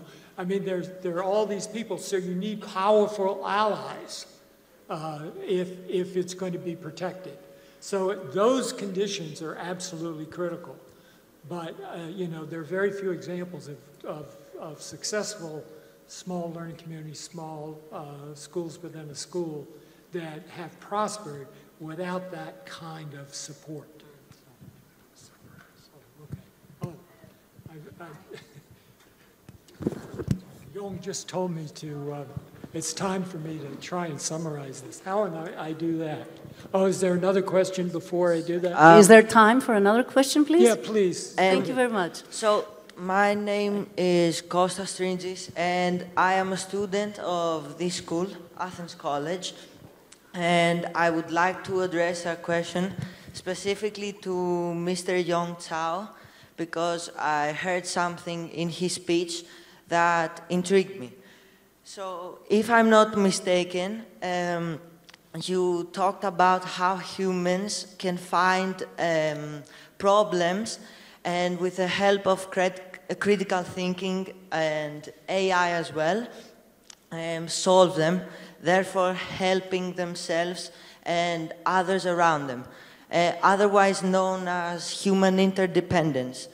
So before I move on to my question, I wanted to say that I think everyone can agree that not everyone has the same goals and anticipations. So if not everyone does, how can they help each other progress both individually and as a whole by solving these problems? Thank you very much. That's a beautiful question. I'm glad you have students here, actually. I didn't realize that. This is, my presentation was really geared toward the young generation. So we can go back a little bit, is that I think everybody should be different. That human diversity is actually powerful for human sustainability. If you look at, we call wetlands are more sustainable than gardens. Gardens have one type of flowers. So if you are individuals, are uniquely strong in their own way, and they realize the value of their strength, their abilities, no matter what a value is, has to be realized through solving problems for others. So you need to learn how to find and solve problems, which, by the way, is extremely difficult. I've been trying to teach graduate students to find problems, and last year we tried in Shanghai. It's very difficult because we as human beings in schools have been used to being taught known answers to known questions. Because you're here to memorize what we know. We know the problem, we know the answer, we just test how well you remember that. So we need to have younger children to learn to understand the problem. It's like we ask our students when we teach them, why the problem? Why do you think it's significant? How does it matter?